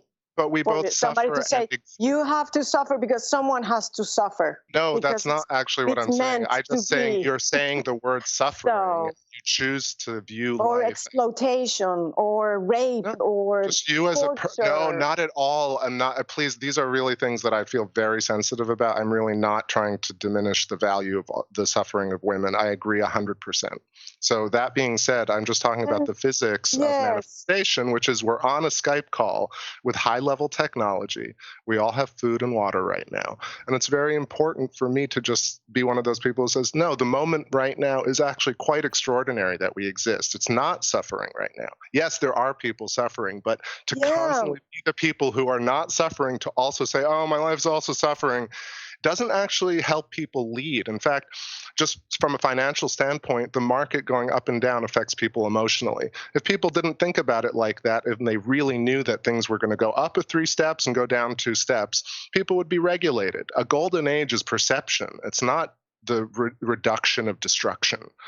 In a way, this is just my perspective, and it really is not as a non-gender. Actually, I can see some merit in that. That's actually very close to a Jordan Peterson kind of perception that we have to recognize that even though shit is still terrible, and I apologize for swearing, but we live in a wonderful. Not that. It's not a women thing. But he's right in that sense that we are living in a when Rome came around. That was an amazing period of time because of their technological advances. What they dug themselves out of. In that sense, we are living like the Renaissance, and like now we are living in. Actually amazing times, the ability for us to sustain human life with relative ease. And of course, we have the ability to make power with things other than animals. So this is just great. But it doesn't diminish the fact that things are still pretty crappy for a lot of us, and especially women. Yeah, but I also have maybe a question. Well, not a question, but I want to ask all of us, maybe it's a question. What can we do to, in case something goes bad with the world, say because of nuclear meltdown, nuclear war, whatever happens, some catastrophe, how can we prepare ourselves to not to fall into the madness that people have fallen in so many times before in the past? I mean, I don't want to be part of it, but by I would appreciating like this moment, to see if there's anything we can do to avoid doing that, because I don't want to be one of those that goes crazy and goes and does crazy things, because that's what it seems to have happened every time there's been catastrophes. People lose their minds, and I don't know if it's like just stay away from water. I played a lot of Fallout. Breathe the air. So in playing this game Fallout, I realized there's so many philosophies about what you could do. There's literally more than we could probably discuss in the amount of time that we possibly have, because there's ideas about, okay, well, you're underground, or do you go into space, or do you go underwater, or do you and of course when you come out, are you are you going to still have any technology? Are you the only people left? And of course, what do you have to contend with? Like, oh my God. And I couldn't envision, because when I think about Fallout, recently we had that discussion. One of the things was I started thinking about basically Sumer and Babylon, which were separated by 200 years, which the game is separated by 200 years. So from the bombs till you play the game. So in that case, then you're thinking, what was it like then when Sumer got destroyed? What was Babylon doing? Were they running around through these ruins of these ancient cities, trying to pick up what they could, what little remained of the whatever generation happened before that? Like that kind of thing. This is things I think about. I can't imagine, what we would do. But, I just want to answer Tess' question, then I want to shut up because I've been talking a lot. But the truth is, just like it's acknowledgement of the moment and being as good as possible, if that's what you choose to be. This idea of hypothetically always living in a zone where, like when you say, what if things turn bad? But the very rare thing is when somebody says, what if things turn out great? I mean, I know it sounds really like maybe too new agey or whatever, but this is really how things get accomplished, is when you set out a goal and you're like, it's gonna happen, then you do it. The constant theoretical, like hypothetical disastrous future is something that you can play in. And I don't mean to sound denigrating, Tess, in any way to your discussion. I know that a lot of people live in this place where things are about to suck, but if you're not living right now, yes, then we're missing half of the discussion. Can we discuss one day a new age and the whole Tess, you're going to be on the show with me. Let's talk for 2-3 hours on Take Back Space, all about this, and I'm all about it. I don't mean to do this in tiny little tidbits. I just mean because I think that's really interesting. It's a good point. I have 6 words that pretty much answer your question, Tess. Preparation, prayer, and stay out of the way. The last four may not be possible if these are electric thunderbolts coming from the heavens coming to get you, but you can stay away from as much danger as possible by taking your family and maybe a friend or two that you completely trust out to a place that is isolated. If the crap hits the fan. That's what the priests used to do. That's why they had their hermitages and their churches really up high, secluded in mountains, and they were clever. And royalty had their summer houses far away, up in the mountains, into the cave. So they knew. You don't want to be around a lot of people. In other words, pray and stay out of the way. Being around a lot of crazy people going insane does not sound fun to me. So and the monasteries, by the way, that's very interesting, because I never thought of this, and I'm sure Coral might be able to shed some light on that.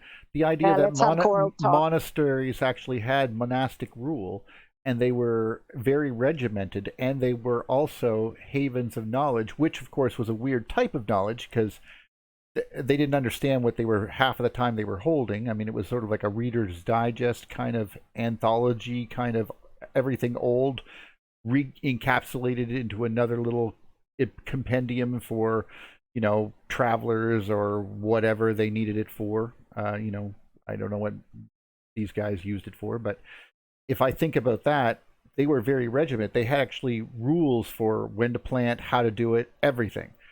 And of course, they were inside a fortress, basically a monastery on top of a mountain somewhere, far away from everything else. Well, everyone was eating each other or whatever. So I don't know. Yeah, they grew their own food. Can I just sort of make a final point or final comment? Look, no, that's you, of course.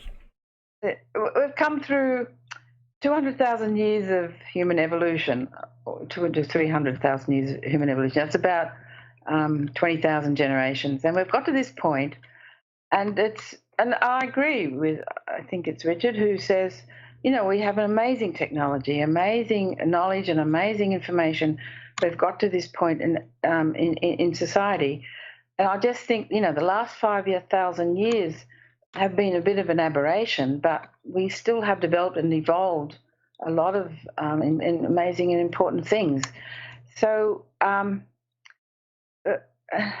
So we've got to the point where we can solve all our technical problems, but we need a political will to do it, and that's the problem. And you know, when we're living in this reality, we've dealt with changes in the solar system and with the sun and with the stars. We're beginning to understand how the whole universe begins to work. And we're able to make amazing communications between different parts of the world. Amazing to think that I can talk to you directly from Gympie in Queensland to somewhere in Canada. I'm not sure where you are, but on the other side of the planet. And we've created this society though, which is sort of out of whack. It's out of balance because half of the human race has been demonized. So that's all I'm saying, is that we just need to understand where we come from to get and to build a new society, because we have all the technology and understanding and devices to do it now, in which everyone is inclusive, and there's no oppression of men. We're not going to have a domination. There is no oppression. Equality between men and women in a future society, and where everyone is included, all the ethnic groups, where there's no discrimination against Black people or First Nations people, and that we can live a much happier and healthier life than what we're living in the moment. And of course, there will be problems. Every new situation, every new society creates different problems, but we can get to a higher level. But part of that is for everybody, men and women, to understand what has happened in the past and how we got to this point. That's all I'm saying. And we have to deal with our physical and reality of what we face in this world, and build a new society in which women and men, all women and men, are equal and treated with respect. I'm hankering to speak. Neil, is that okay? Or Tess, do you want to talk first? You can talk. Yeah, because I talk about this on every show. I think there is a historical nature to it. However, in order to achieve things, and this has been with music for me and my work, is that you set out to achieve a goal, and this power of positive thinking is not a fad. You know, it has turned into a commodified fad YouTube thing, new agey thing. However, what I come from is an attitude, right? Attitude is direction, is vector. It's not just like perception, right? So when we basically, not to, it sounds like I'm shitting on people, excuse my language, when I say things like this, like stop complaining and just work. But there is a little bit of that. The politics and the priesthood make a job of bitching and lamenting the situation way more than actually setting out goals. I talk about this with NASA. NASA basically talks about anecdotal nostalgia and not about concrete physics or math, but they preside over an illusion of math and democracy. So this idea that we're waiting for a bunch of business people to change their attitude about Black people, makes zero sense in the real physical manifestation of this reality. If you want to change that, you stop being mean to black people in a very simplex concept. I just mean, if you want racism to stop, you are the mirror of this reality. You are this energy machine that is creating principles and paradigms and new filaments and currents. You stop being racist, and that's it. That's all you can hope for, I see, in a physical paradigm. And I say that only coming from, let's say, just musicians will understand this, and I'm sure you've been in education systems that have, regulated practice, eliminating ideas, setting metrics, setting goals, logging results, learning from them. Now, that's why I'm saying I'm here on a chat. We're talking mostly a lot about history. History is wonderful. However, in order to achieve what you're talking about, this utopian-ish paradigm, you really have to set out metrics. So this idea of waiting for politicians who do not want democracy and who are absolutely racist to not be racist anymore is what's keeping it racist. In order to change things is acknowledging that we have incredible technology. We are loving one another right now, 66 people plus everybody on Skype. This is actually manifesting right now, not the opposite, where suffering only exists. Okay. And there was cannibalism, and there is terrible oppression of women and black people and gay people and everybody in between. Pretty much anyone outside America is oppressed by the giant plasma bubble that is the United States right now, including Russia and China. And maybe China is the other plasma bubble. Either way, there is massive oppression, but in order to change that, from a standpoint of actuality and physics and not simply hypothetical emotional trajectories, which is not to say that it can't be emotional. Music is pure, like you cry over music, people feel the most with music, but to make a song, you have to use technical prowess and goal-oriented positive thinking. If you enter a song thinking, oh, I'm going to suck and I'm things suck and I can't write a song, I suck at singing and my voice sucks and playing sucks, so why even bother? You won't write that song. If you approach a song being like, this is the best song that will ever be written, you'll come close to a good song. you won't get what you achieve. You'll get 75% there. But the idea that we live in a full culture, look at all the media on YouTube from all the people who try and help. It's always like, this is how much it sucks. It's about 65% suckage right now. Guys, and basically the suckage is this level. The weather report is suckage. And I'm like, where are the goals? What are we doing? So this show, happenstance, is a method of achieving a trajectory. Neil has brought people together to have a town hall debate, discussion about this very important topic. So that's really goal-oriented. The reason people are here is because that is the fallout of a goal-oriented thought. So point is, long story short, thanks for letting me talk so long, but the idea is, I'm not trying to say that anyone's wrong or right. It's more about, like, what are we trying to do? How do you want to fix it? Give me 40 people in a room talking about a topic. Is it investing money into a thing? Waiting for politicians to do it seems futile. Now that anyway, I have a question. No, this is very important. Jim wrote a comment, and I can't find it. I want to understand it. There was something about orgasms and penis size, shapes. If you have the stream, if you have the stream up, you can back up in the stream and read it. Well, was it saying basically that we're both sexually different, which is of course, we know that, duh, unless you haven't had sex. But yes, well, he was going into the biology of a penis as well, and how it's shaped. Its shape is to remove any previous male deposits that were in there, and so on and so forth. Fine. And it was just biology, and it wasn't offensive. It's okay. No, I know. Of course not. You're adults, but I'm trying to understand. I couldn't understand. So was it like supporting? Was he trying to explain? That's why there's. Oh, okay. Well, to finish up the I don't get it. To finish up the thing with Chris, there's two things. Number one, I think the adage "no," it's a quote. I think it's no oppressed peoples ever gained their freedom by asking or appealing to the morality of their oppressor.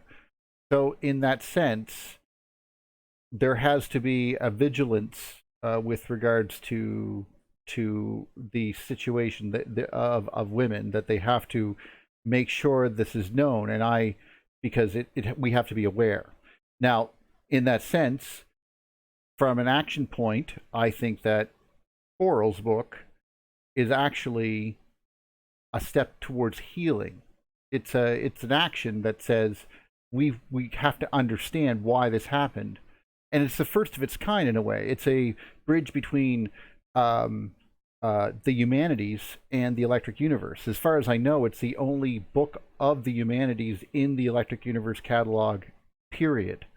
And correct me if I'm wrong. I might be wrong. Is linguistics in there? I don't know. Anyway, I want to make sure that I apologize if my language was pointed at all. Oh, no, I was just thinking that as a good thing. Or anyone. It was really, I was kind of just explaining passionately about my point earlier. So no offense taken from my side. I haven't read the book yet. I want to read it. So okay, I'll thanks very much, Neil, for promoting the book and the pages on the internet. I'm coming to the Electric Universe conference in June, and I'll bring a few copies of the book, for distribution. Well, go ahead then. If there's because I mean, to me, do you have to go, Coral?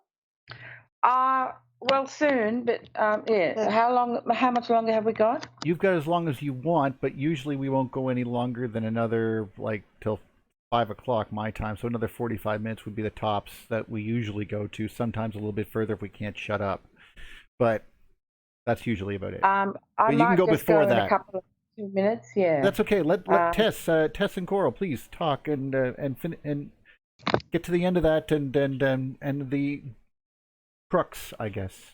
Okay, Coral. I appreciate what you're doing and trying to acknowledge the trauma that has caused most of this behavior, and hopefully, even if we can't eradicate it completely, at least you're trying, and that's something that makes us feel good if we can do something about something. I mean, there's got to be a point where we come to this planet, right?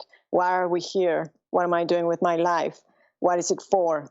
I'm just going to leave to go get a job, pay the bills, eat, and die? Or am I going to do something with it more important? Or buy shoes and clothes? Or am I going to do something meaningful?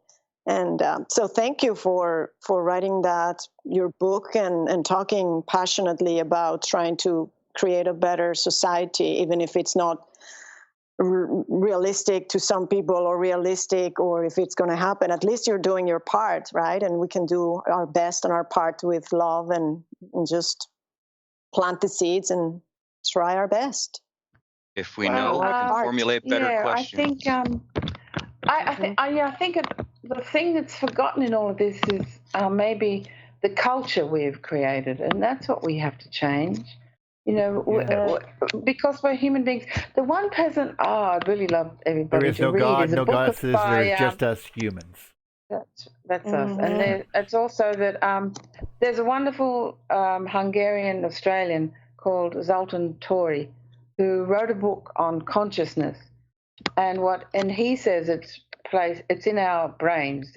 It's a communication on the two halves of the hemispheres of our brains in the white matter, where we think of ideas. They develop quite differently in the two different halves of the left and the right half of the brain, and they talk to each other.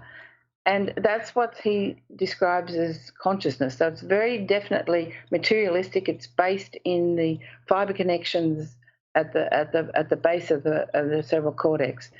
And so what I think is happening is, we've developed a massive intelligence.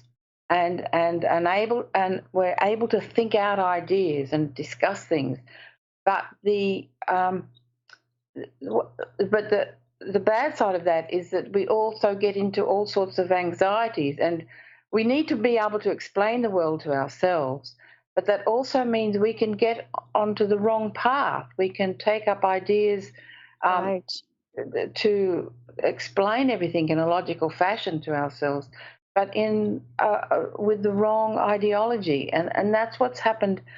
3,100 when Saturn smashed into Jupiter, and the priests developed this idea of women's inferiority, and that sort of has become a dominant theory because of very different interests that took place, the priests, and then all the different religions, and in particular Christianity.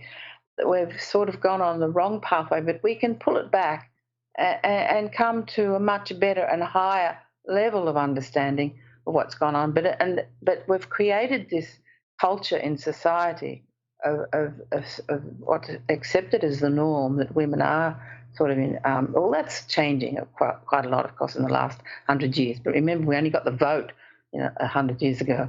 But that will change, and we can develop a new society which is very different and based on equality and respect, and without the hierarchy, and without thinking that there's a God up there planning everything and deciding everything. The whole part of the whole idea of the Big Bang Theory. It was really to justify religion, to justify Creator. He created all this. And so that's where we're on the wrong path. And I think if we follow the ideas of the electric universe with a much logical, rational explanation of our world and our environment and our biology and our situation, then will also mean we can change a whole lot of things in society, all the wrongs and all the wrongdoings and all the things that have the terrible wars and famines and disasters that have happened. We can change all that, and we can build a different world. But it's not just sitting there in your individual little space and thinking, oh, I'm not racist and I will change this. We've got to change the whole political culture of our worlds, both in Australia and the United States and England and Europe and everywhere else. Of course. And yes. that will change with more knowledge and more information as we begin to understand ourselves and understand the world we live in. I'll finish Well, that's part of it. If you know the answers to the question, some of the questions that we've been asking, then you can formulate better questions and get better answers and keep learning. Right now, we just keep asking the same questions over and over. Yes, sir. I did.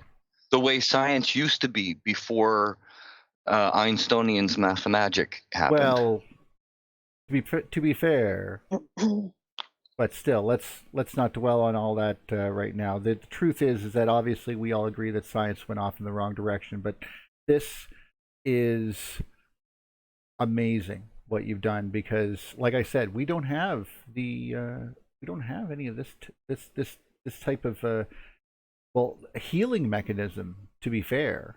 I mean, some of us have discussed it. I think probably me and you, or you and I, have discussed it once or twice, probably in passing, or just in casual conversation, where we discuss the concept of where these ideas came from, why, just thinking about the hairstyles of women alone, and just Japan alone can make you think there's something going on there, like with regards to not all cultures, but you certainly think about that.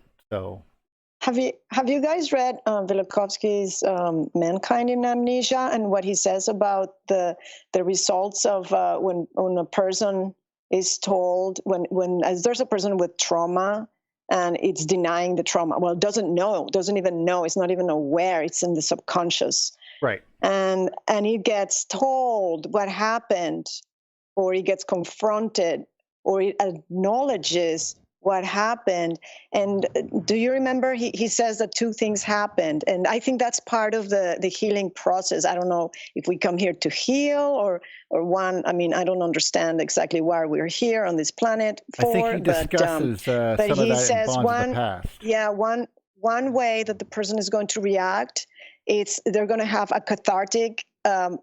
It's like cathartic. It's like it happens, and the person is going to go in total denial. Either it's going to deny what happened and doesn't want to think about it, and the other reaction of the people that he has treated or he knows that's how they react goes into the mode of wanting to be like totally illuminated and say, yes, I understand, I get it, I must go and tell the world and change them.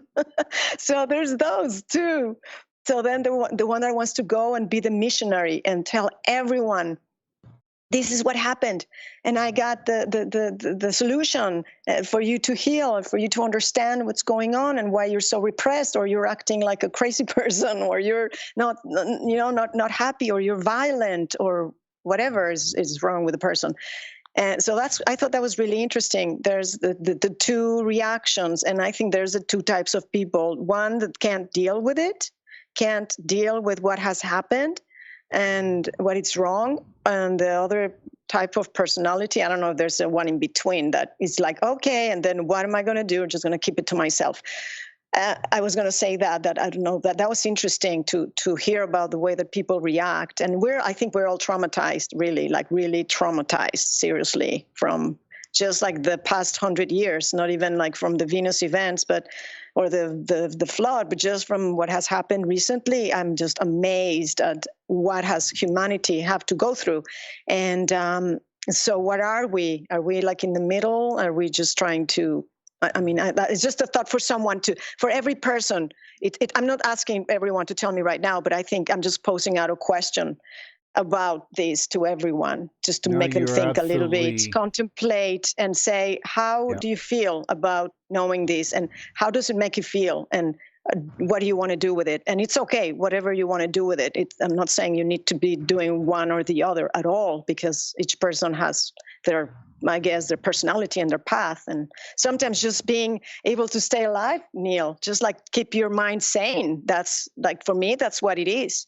Just being alive and just being happy with my little simple life and being content with what I have and doing my research and putting it out there and sharing it. And I'm not out there to make anyone, to change anyone, because that's not my job and that's not what I'm doing it for. I'm just putting it out there because I got it, and I thought, well, I might as well put it out there and see if it, answers some questions to some people or makes them want to go and read and see what they can find out and figure out for themselves. Really, that's why I put it out there. Minds wide open. And I think, it's really fabulous for me to it actually makes me happy. It's crazy, but it makes me happy to go and figure out something and go, oh my gosh, this is what it is. I hope to see you and at a conference. And this is what, maybe this and that. And that is so cool. And it makes me excited. And even though, it doesn't change the world or whatever, I hope it could change it for the better.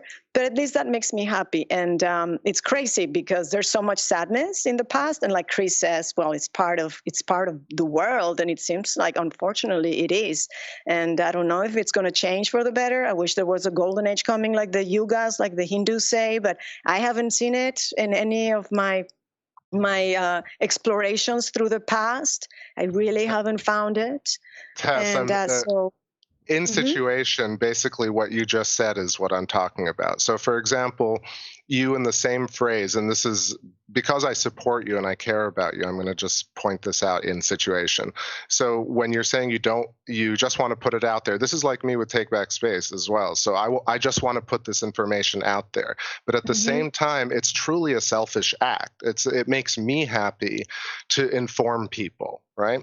So I constantly kind of consider, what is that emotion within the plasma cosmology, within electrical charge? Like, what is this attitude of wanting to change the world while also feeling like I don't want to change the world? It's that what I think the golden age actually is maybe being more positive than negative and being like, yes, I do want to change the world. It's perfectly okay if people judge me for that. This is how I'm going to do it. I really do want to do that. It's basically avoiding language that self-deprecates and destroys these pathways that we start to generate when we're positive. Like I'm going to change the world, but who am I to do it? But I'm really a nobody, and I shouldn't really be doing that because people will judge me for having an ego, and it's really selfish. Instead of saying that's perfectly fine. James here. I just wanted to say, Tess, sure. You are changing the world. And the fact of that matter is cosmic charge. It filters into every aspect of it. of the entire cosmos. When you say something, words have power, and they go throughout the whole thing. And I'm kind of interested in what our new book author has to say about things like that. Yeah, I was thinking also what I have come to understand, thanks, James, is that there is people at different levels out there of understanding. And the world, when you go into the internet, it's just like a multidimensional world because you can find information of all kinds. And people going there and they get locked into these different levels or areas. I shouldn't say level because there's no better or worse, but they fall into one and they connect and they resonate with that and they soak it all in and they're right living in there. And that's their reality. And they believe that's the truth. And it resonates with their brain and their mind and their heart. And they like that. And that's what I'm trying to say is that I know that a lot of people are not going to understand what I'm saying, and it's okay. And that's why I don't go usually into anyone's channel and start criticizing and saying, or when they have a theory, I don't start going, well, I really think that this is like this and this is like that. And it should be like this because this is what I think. And this is my source. And this is what I think, because there's so much out there. It's so confusing. And people are just open to all kinds of things that I don't want to be like that. And I also don't appreciate people coming and telling me, you're wrong, and this is not the way it is. And the way it is this way, and you're wrong. And I'm sorry. And some people... Don't worry about that. When I'm in private, I will be generally critical with you as much as... I remember Coral was actually like that with me one time when I was sitting there going, but I'm trying to write this in this particular point of view. And she goes, right, but it's wrong. Mm-hmm. It's just wrong. You don't do it that way. And it was like, and she was straight out, like, because she knew how to edit a paper. And I certainly do not know how to edit a paper. Now, at that particular point, that's a whole different ballgame. But the essence is that in where we are now it's a matter of sharing. It's a matter of sharing what you could find out by what you've said already, and some of the descriptions you've made me rethink things because I'm not even a mythologist. I try to remember as many of these as I can because there's so many of them. Now, but I do know. I make mistakes, Neil. I make mistakes, and I try to go and correct them in the book. And I say, I'm changing this every day, basically. Like, I'm sorry, people that have downloaded this, because I'm going to keep changing it because I'm learning, and I might never end learning. You should never stop. No. And keep abreast of Tess's work because it's ever changing with new information.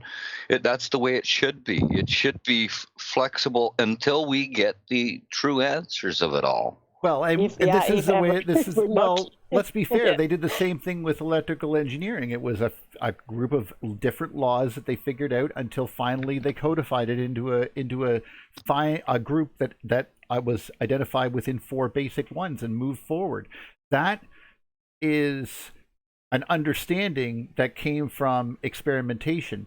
Now, in this case, we're going to go and try to go from the here and now and backwards and try to find what humanity has been hiding from itself. Do you know how hard that must be? Like, are we really? This is like trying to go, okay, the Golden Age, they want to talk about. The stuff in between, hell no. Like, there was stuff that they did not want to talk about. They were scared to death of things in the sky, and they did horrible things, and horrible things happened. Now, does Coral want to say anything? I was going to say that's where the healing comes in. I mean, Velikovsky, in the sense, was talking about this, and of course now we have the ability to relate to that and try to understand it in a way that someone in the humanities today would look at the problem like a professional. I just sort of wanted to say, we'll get there eventually. It's just going to take time, and we have to I think the problem is that at present there's a disconnect between technology, engineering, and the humanities. And I think there's not enough understanding of the society we've created and the culture we've created. And we have to link those two. So I really thank you for the invitation to be able to talk about and bring those two issues together. You know, I think There's more and more there. we have to engage in politics and political discussion and argument in order to use the technology that we now have to solve the social problems we've created in the last few thousand years. And we'll get to a higher level, to a higher plane. And I think a crucial point of that is sort of getting rid of religion. You know, it's just us, all of us. We've got to solve our own problems.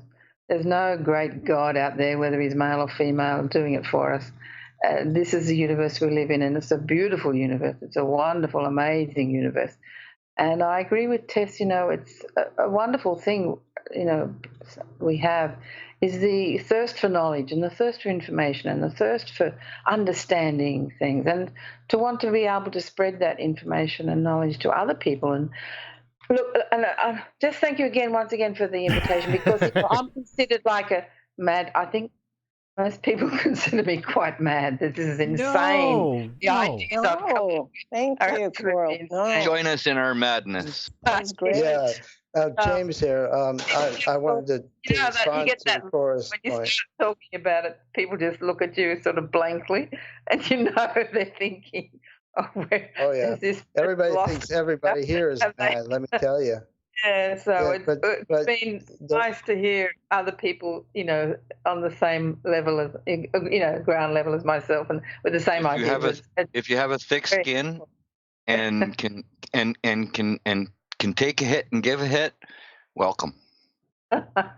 Yeah, so I'll keep arguing. That really goes that way. Even my best friends think I'm crazy and won't print any of this stuff in some of the publications. But well, when I say take a hit, I'm talking about hockey, right?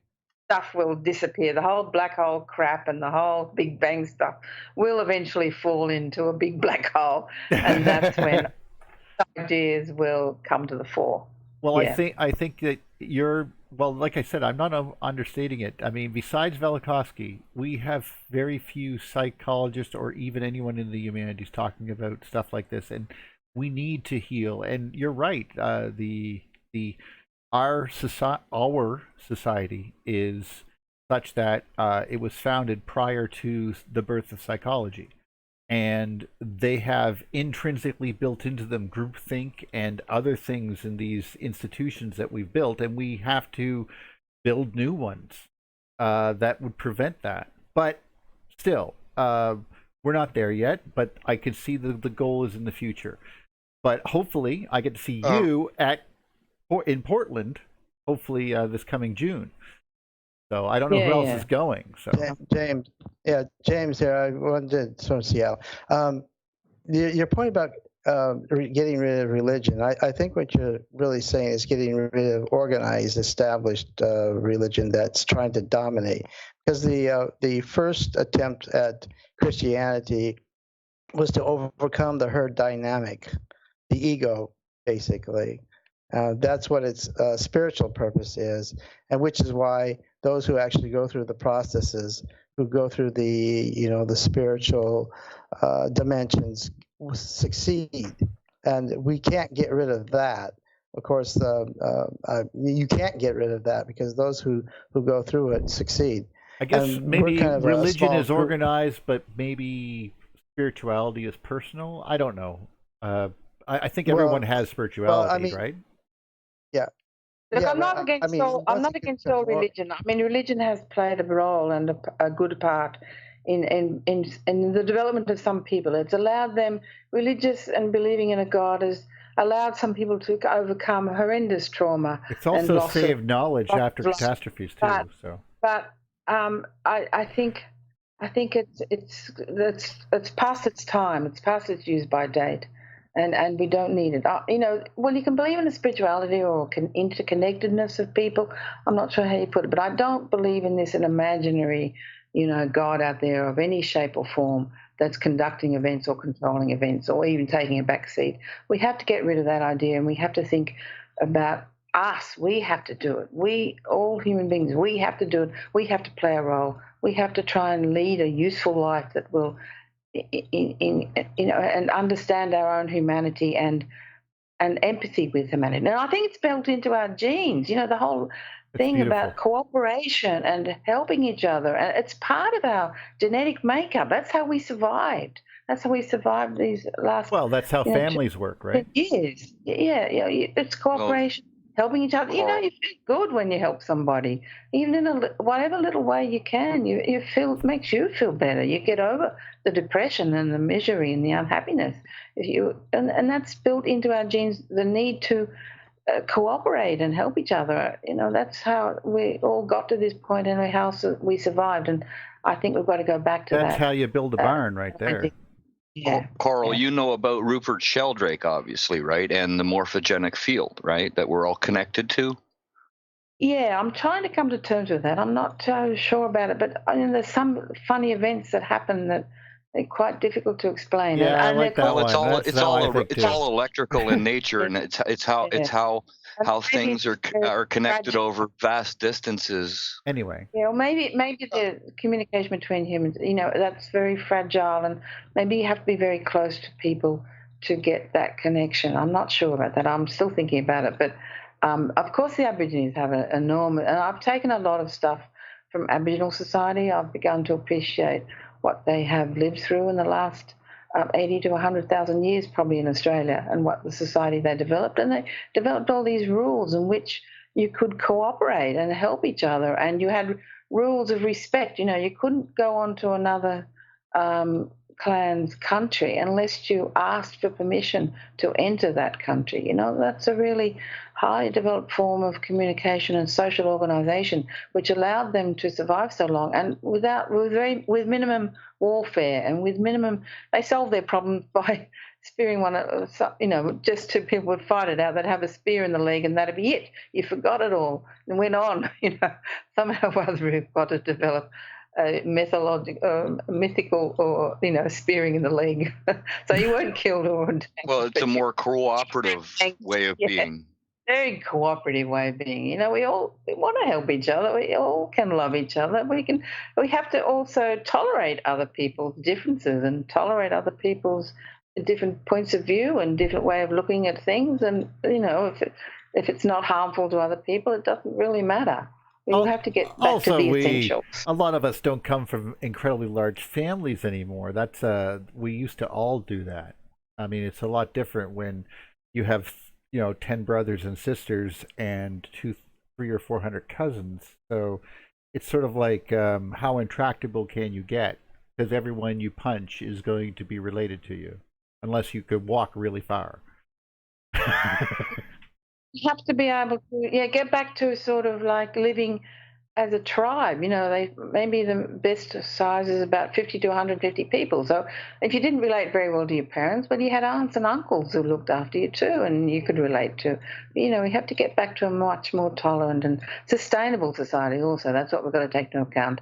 The physical limitations of the earth, we can't go on exploiting it the way we have with a very wealthy class. In the Are you sure? We have a whole Earth there. We just barely scratched the surface. I bet you we can tear out a huge chunk of it. I mean, it's just going to become a series of big holes. That's it. I mean, who really needs that part over there anyway? I mean, I don't know what that is, but we don't need that. Who needs New Zealand? We just scoop that away. Yeah, scoop that away. Dig it out. Yeah. I mean, one of the things about colonizing Mars is that if you want an atmosphere really quick, you just burn about a quarter of the planet, and the oxygen will fill up the hemisphere again, atmosphere. Actually, if we really want to, we just have to not screw this one up. That's my thoughts. I mean, don't get me wrong. I mean, Mars is great, but we're over here. Why are we not Earth? Mars. That's what I said. They can go to Mars or the Moon and stay there. I don't care. Just get out of our place. Yeah, I know. I mean, don't get me wrong. I mean, I love the futurist side of things. because there is a desire to explore and to reach the other side, and I agree that sci-fi has something to that to add to it, but it's a dream, you know. But you're right. When we put our minds to it, we can do some amazing things if we really put our minds to it as a species. So there's no reason why we can't solve a lot of these problems that you mentioned. Yeah, that's right. Oh, well, I'll say goodbye here, and thanks to everybody for listening, and I'll see you in June. Oh, definitely, Coral. Thank you so much, and please do drop by. Thank you, Neil. Thank you, Neil, for all your help and support, and it's my pleasure. Thank you, Coral. Thanks, Coral, for coming. It was an awesome talk. Yes. It was. Awesome. Thank you so much. Thank you. Well, I gotta say, that was lovely. And and it was a fantastic show, guys. Yeah, she's wonderful. Awesome. You all did fantastic. That was great. Nicely done, Tess.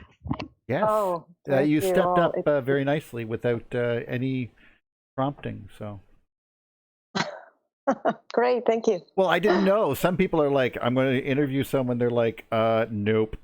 Now, I did invite Lily Black to come with us, but unfortunately, she's in the process of moving, and then I had to get into a job there. So, but she's willing to come on after the new year and hopefully talk about other issues that are related in this topics or in this sort of area that we might be blind to because we are, sometimes we only see things from our own point of view, or we see it with a bias and we don't even recognize it. And that happens. Yeah. I mean, all of us. I wasn't being picky in any way, shape, form, or fashion. I'm just saying that's how I'm going to jump in are. because this is how I am, and I'm sure it stresses some people out, but whatever.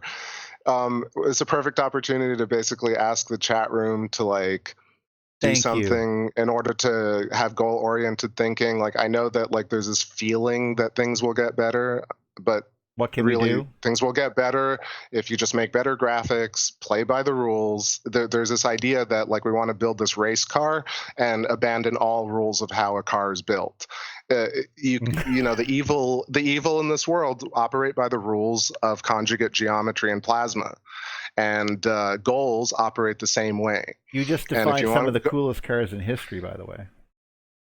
And so we live in a reality where people basically laud billionaires for creating vehicles instead of getting us to the moon. If we just basically moved energy to that direction, things would change. But what if you take a vehicle and you launch it into space? No, but see, and then basically, instead of joking about what I said, reinforcing me. I'm sorry. No, but this is the paradigm. I don't care. Thick skin, man. But I'm telling you, if you actually, instead of your knee-jerk reaction to joke about what I just said, was actually be like, "Fuck yeah, Elon shouldn't be making trucks. He should be taking us back to the moon, or to the moon for the first time for some people." You know what I mean? That would actually change things instead of being like, wow, that's a really cool truck. What about what's on Netflix tonight? Also, who's running for office? Those are vague, larger paradigms that will never change because there's no granularity to it. That's why climate change is a big deal, because there's no granularity to it. If you add detail and you add goals, then things shift. And look how they sell things to you. It's extremely detailed. It's extremely goal-oriented. So plasma, that was sarcasm, cosmology, just so you know, obviously. Whatever it is, but plasma cosmology is rudimentary. It's like kitchen. It's like somebody like Mama baking oatmeal cookies in the kitchen, and Astrum and Veritasium are like, hey guys, look at the puppet, look at my hand, look at the quick editing, look at all these graphics that are funded by weird government agencies, and they get 7 million views. We want to get plasma cosmology out there. You got to either start operating on those rules, or have people in the chat room operate on those rules for you. I remember when Look at how flat Earth, which is really nonsense. It's like it's like Sesame Street nonsense, is on Nat Geo now because flat Earth took on the look of Joe Rogan. Don't tell me that. Please don't tell me that. But they did. This is how it became big.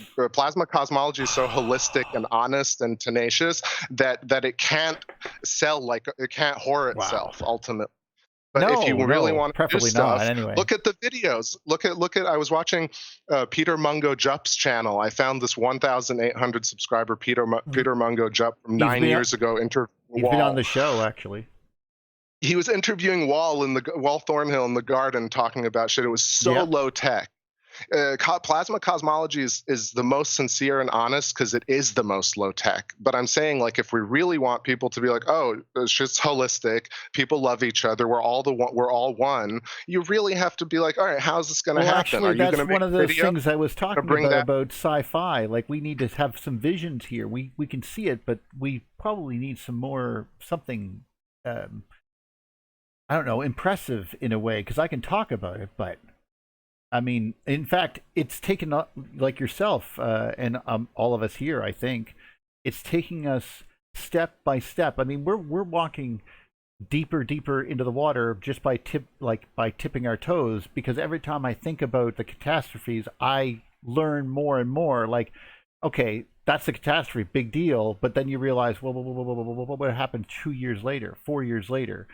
What in God's name was going on then? And of course, understanding it from these records that we're learning, I can see why we try to forget it. Somebody needs to take Symbols of an Alien Sky and do like 2020 edition. Like, who's going to do that work? You need like a video editor, you need like a copywriter, you need like a project manager. Like, those three people exist in some chat room on some Electric Universe forum, right?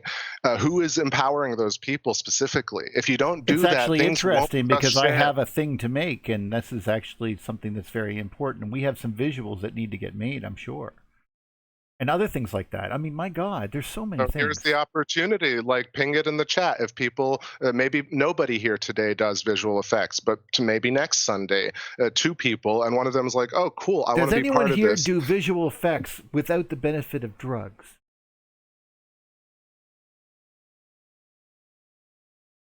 Oh, we lost some people. No, they always used to. And are willing to work for free.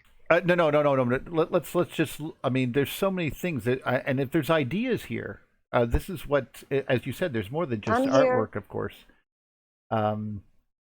I mean, honestly, I'm not trying to throw anyone under the bus. Like, Tess is doing the work. Coral is doing the work. Like, I hope I didn't sound disrespectful. Like, this is the actionable example, right? People in the chat are watching 2 powerful women debate, talk, being respected by men, and launch their own content. Like, this is so important. Like, I'd hope in no way did I detract from that. I'm just saying, like, if you really want to change things, you don't look to the business to stop selling their product. You make a better product. So I'm saying this idea of democracy and voting and thinking that news is legit is a ridiculous paradigm that we can just move from and start defining a new society. But you can't do it by saying, oh, let's get this guy Jeremy Corbyn or this guy George Bush to do things for us is ridiculous. Like, it's not goal-oriented thinking. No, that's ridiculous. And I don't know why that still persists. That makes no sense whatsoever. Well, it's also pointless because a business will do what they need to do. Like, I tell people all the time, they're not governed by our feelings. Voting is a total scam. Like, banana split. There are 2 people who have asked questions in the chat. One is Silent Murmur, and the other one is Holloway Arts. I do visuals straight for you for free, Holloway says, and Silent says, how do you define visual effects? I think that question needs to be answered. Oh, do you mind? I can go for it. Like, look at the Thunderbolts project intro. They're using impact font. They're using a super old, like, lightning bolt thing. It's cool, but man, if literally, I would bet if somebody watched the statistics on Thunderbolt Project's videos and they changed that intro to something snazzier and something more 2020, which would cost like $500 on Fiverr, or Holloway Arts probably knows After Effects or something like that. Just a new rebrand that's not like a lame font that's become a meme. Go to Typekit or go to MyFonts, buy a font for $20, like, have people get on a Patreon. Just in case anyone is wondering, by the way, I've done all the special effects on my own show, more or less. Yeah, look at Neil. And that's all and I'm not really, don't get me wrong, I'm not great at it. I've been doing this as long as the show has been around. You get better every time, right? Well, that's what I'm trying to say. You keep trying. But After Effects is a bit, so... And I'm not a good Photoshopper either. I get someone else to do that stuff. Well, I think we're also looking for people that can build models of planetary interactions and things like that. what's it called? What's that studio that people, Kerbal Space Program, right? Look how many people use it to beat us over the head with Big Bang cosmogony. Use the same fucking tools, excuse my language, like Stellarium, like these programs that are used to really like these guys are instant thumb down for me because they're like, 6 billion years ago, 13 billion years ago, without even explaining any premise of theory or where we are in this reality. But you could use Kerbal to show all the EU stuff. If I may, just because we're at that point, and don't worry, we're not going anywhere immediately. We still have a little bit of time. But I wanted to. You're right to be excited and keep the ideas coming. The things I wanted to point out because we didn't get a chance to, but that were related to what was happening. This video right here, Age of Computer Nova HD. I don't even know if that's the right title. It's called the World's 2,000-year-old computer or something like that. Anyway, in this part here, it talks about eclipses and stuff like that, and how predicting them was such a pain in the butt, and how you would build that thing, and how accurate it was down to like the gear ratios and so forth. Now, I'm not going to get into it. I just figured that was related to her talking, the ladies referring to death and kings getting killed and so forth with regards to eclipses and how important these astral events were. This right here is the Manuel Velikovsky's Bond of the Past, which was made by the CBC. And at the end here, he does a whole thing on what was ritual and what was the traumas of humanity. So I'm just letting you know that those are there if you want to relate to some of this. I just brought them up because they come to mind. So that was it. Please continue. Sorry. No, I wanted to say that, jump in and say that what we need is our own. That is Leonard Cohen. Yes. We need our own Fox News and not being. Don't say that. But no, I'm not talking about lie. I'm saying that kind of format for us, not fakery, but truth. Truth to the extreme, like all on our even the most basic version of it, even the most basic version of like updating your graphics every couple of years, changing up the fonts, like exciting people about your content. Of course. The content itself for esoterics is super interesting. So me and Rick like spend hours watching these boring lectures to most people. However, if we really want to make a difference, right? Like just if you're playing the game, you just got to play by the rules that are there. There's nothing wrong with those rules. They're being usurped now for negative benefit, but they could also be used to just tell people about the electric universe without being, you know what I mean? Like just ignoring them is not going to help, right? Like just saying, hey, exactly. of course, like things will happen at some point. Like things will happen if you exactly want it to happen. There is a desire, an emotion, a movement. We have to continue with this in a way that brings more like-minded people together who believe in such things. And I don't mean it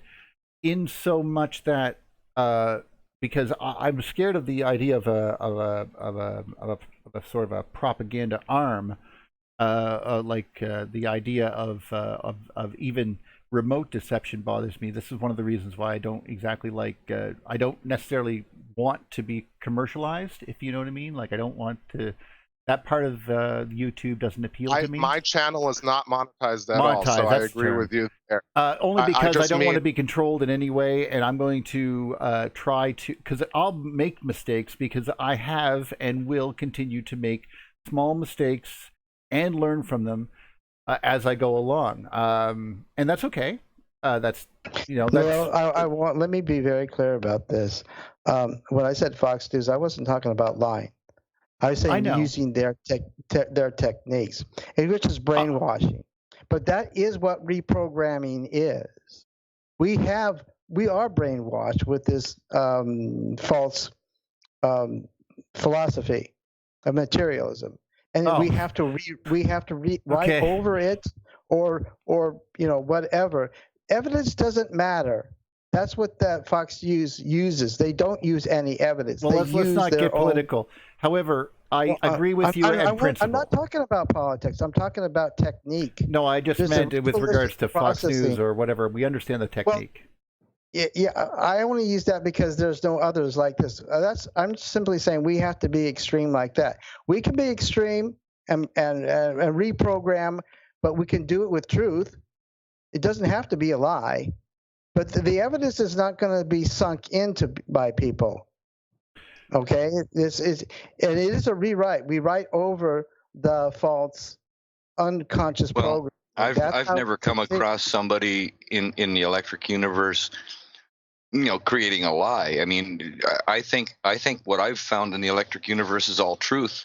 Some of it may be slightly incorrect. Some of it. No, there's lots of untruth. Totally incorrect. However, I'm not going to judge everything because I'm not the final arbiter of what is the electric universe. However, what is the electric universe from a general point of view, if I'm going to say what we could all agree on, is what I call, like I said, what we even call the show, the electric view. The general idea is that that electric forces and magnetic forces, EM forces, are at least as important as gravity and mass in relation and inertia in the way the universe works. That is generally as basic as you can get. Now, I don't know the mythology like many people do, like even Tess does, and I don't know the numbers and chronology like James does, but I know EM forces, generally speaking, and in so doing, there are certain things that seem to be much more probable than other things, and that, with physics, is what I'm really trying to make sure that we all generally stick to. It doesn't really matter what we believe on the outside. Beyond that, and the debate on what constitutes as evidence, even us, we have to admit there are some main things that we have not even proven that seem to be true, but are not totally proven. And if so, throw many things like chronologies of geology into whack and other things like that, like we've been claiming. So, we have a lot on our plate to even reach that point. But there are other things that are much more concrete, in both historical retellings and, of course, in the general, electric universe way that, the ionosphere and the Earth are charged by 500,000 volts or so, type of thing. Neil, can I just quickly hit the chat? I'm done. So David, no, I agree with all what you said. David Sides is saying we need to be able to communicate in a clear and concise way that the everyday person can comprehend in 5-minute chunks. And I just wanted to say that, that hurts. The first half of that is true, and just coming from just a viewer myself, I think that we've hit this kind of saturation point with fast editing and short, quippy science. That I think the tide is turning against that, and people are yearning for 20-minute, 30-minute videos, substantial pieces of content that they can get their hooks into. Because I feel like even people are getting slightly savvier. Divided. I've seen where they divide into 3 pieces, where they're doing a long, even a Game of Thrones thing, where the guy is going back into history and talking about the different aspects of different books, and then there's and he's just talking, but the pictures are rolling, and of course they relate to what he's talking about, type of thing. And I just mean, I appreciate David's comment, but I just mean it doesn't have to be 2-minute physics, it just has to be clear, updated. It needs to feel relevant. And so I really don't want to diss Thunderbolt's project because their consistency is excellent, right? It's very consistent. Or Sky Scholar is very consistent with his intro, but you can tell it's been done, it's homespun, right? Which is fine, but there are levels to be achieved. That's all that I'm saying. And if no one points them out, then they won't get achieved. No, so what I'm saying is, if you point them out, because I have a thing I needed to get done, and there's 2 of them that I have to get done, and now that is to see that there's a vision that needs to be sort of I have the content, I know what I want to say, but how do I put that? It can't just be me talking. I don't want to be, there's none, I've seen such cheese, and let's step away from that. Let's move into Ask your audience. Ask them what they like. Do they like when people talk with music behind it? Do they think audio levels are too loud on your channel? You know what I mean? Like, not you specifically, but anybody, right? I was watching the Peter Mungo Jump thing. We had a lot of problems before I learned what compression was. So what I'm saying, I'm actually kind of elevating it, right? So I'm saying that there are a lot of people who start like making content, me being one of them. Look, I'm talking for myself mostly. I don't mean to target anybody specifically, right? But I'm saying like Tess is making content, but Tess, you still here? I was saying like Tess this is supposed to be the woman's show, and we're just like no, but look, like could be you're so feminine. You're so feminine. Why, thank you. No, I'm kidding. It's because it's a woman's show. No, I'm just. We need like a half an hour show that shows 5-minute clips of the things that we think are important, and upgrade all those things through. This show itself, this episode could be slimmed down to a certain 20-minute. Kind of most important things, and then make a link to the full episode for those who are interested. But like I think what we're saying is our audience is we would. Actually, I would take issue with that just now, only because now the Electric View has created the idea of this 3-hour show. If you actually changed right now, I think the audience would be slightly disrupted. Oh no! No! Hold on one second. You're right. I'm just saying. Yeah, like if it were like 6 months ago, you might have been starting to do like, oh, we edit the 3-hour show to do these 20 minutes. It's not a bad if you actually look strategy. I just mean right now specifically with TEV, it would actually shift the dynamic. I'd be like, damn, I was really looking forward to that 3-hour show. No. You're well, absolutely you can do right. both, actually. Well, hold on, guys. Yeah, you can do both. Just to be fair, if you go look, if you notice that we're on episode 102. But there's more than 102 videos in the Electric View. That's because we used to do that. At the very beginning, if you go way back to the beginning, you can see that we did like part 1, part 2, part 3. And I was like, this is a waste of my friggin' time. Like, I should just do it. And I felt guilty when I was just posting the whole thing. But I had to go through, and of course, I edited out certain parts before we were... I guess you could say more disciplined. I don't know, but now that I've had like 100 runs, I feel confident I can do it live. So and of course, as also, you said, it changes the dynamic. Too. But we do have an idea of shorts that are just short, either parts of the show or short things in and of themselves. So we do have a whole section on that I would love if someone wants to do something like that. This has been talked about before. It's a nice idea. And of course, like we said, I want to do some specials myself, which and of course make some for others. So that's still there on the table. Here's an idea. So like exactly what you're saying. Let's say every Sunday, you don't have to do this. Don't feel pressure to say yes.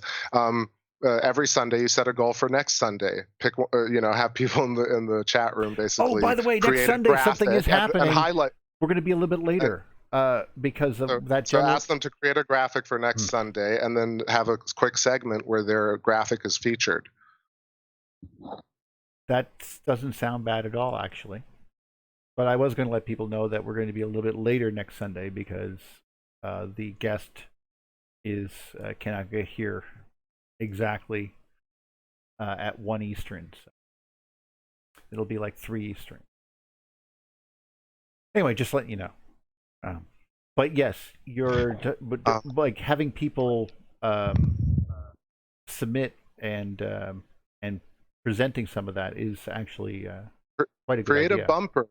Create a bumper that includes some sort of plasma or electric universe idea or some esoteric idea that you think is relevant, and put it into a visual format or a visual and audio format, and Neil will judge it harshly and then critically and then host it, and it'll create incentive for people to become more artistic, which is a positive thing, right? And people who are already into the esoteric studies will take their ideas and put them into visual format that will be more palatable to other people. And then if you really just want to be beneficent, you just pick out one of your favorite Electric Universe channels, like Kronos, Electric Universe, Eyes, Greg J, Thunderbolts, any channel that you like, and be like, hey, what graphics do you guys need? Do you need a bumper? Do you need a tag? Do you need a logo? Do you need fonts that you don't have time to look up? Do you need stock images curated? Do you need copywriting? There's so many tasks that people don't even know that they have the skills for because it just hasn't been defined. I see it every day, is what I'm saying, and it's very simple to implement. And I'm talking about really basic stuff, like not flashy necessarily. Like it ultimately could turn very flashy, but I'm talking about like good audio levels, interesting graphics, not just bland graphics, like good fonts, but not just regular fonts, interesting fonts. Interesting timing on the episode. Like Greg, why do you think Greg J is hot? Greg J is hot because he created this cool remixing audio thing. Like it's not for everybody, but the people who like it really like it. Oh yes, I see that. Yes. Or Gareth, look at what Gareth did. He took these images that typically show up on like bullshit science channels, and he put it, and he started talking about the Electric Universe. Brilliant! Look at his success. Oh, of course, so yes. People are already doing it, but I'm just saying this is we're not trying to imitate them. There are like this is an assistance. Even if your show is or even if your ideas are similar to other people's ideas, it doesn't even matter. Like, I mean, there's no real competition, especially when you think about the way that things are presented. Like, this is more of a communal show that is trying to bring people together to help them out no matter who they are.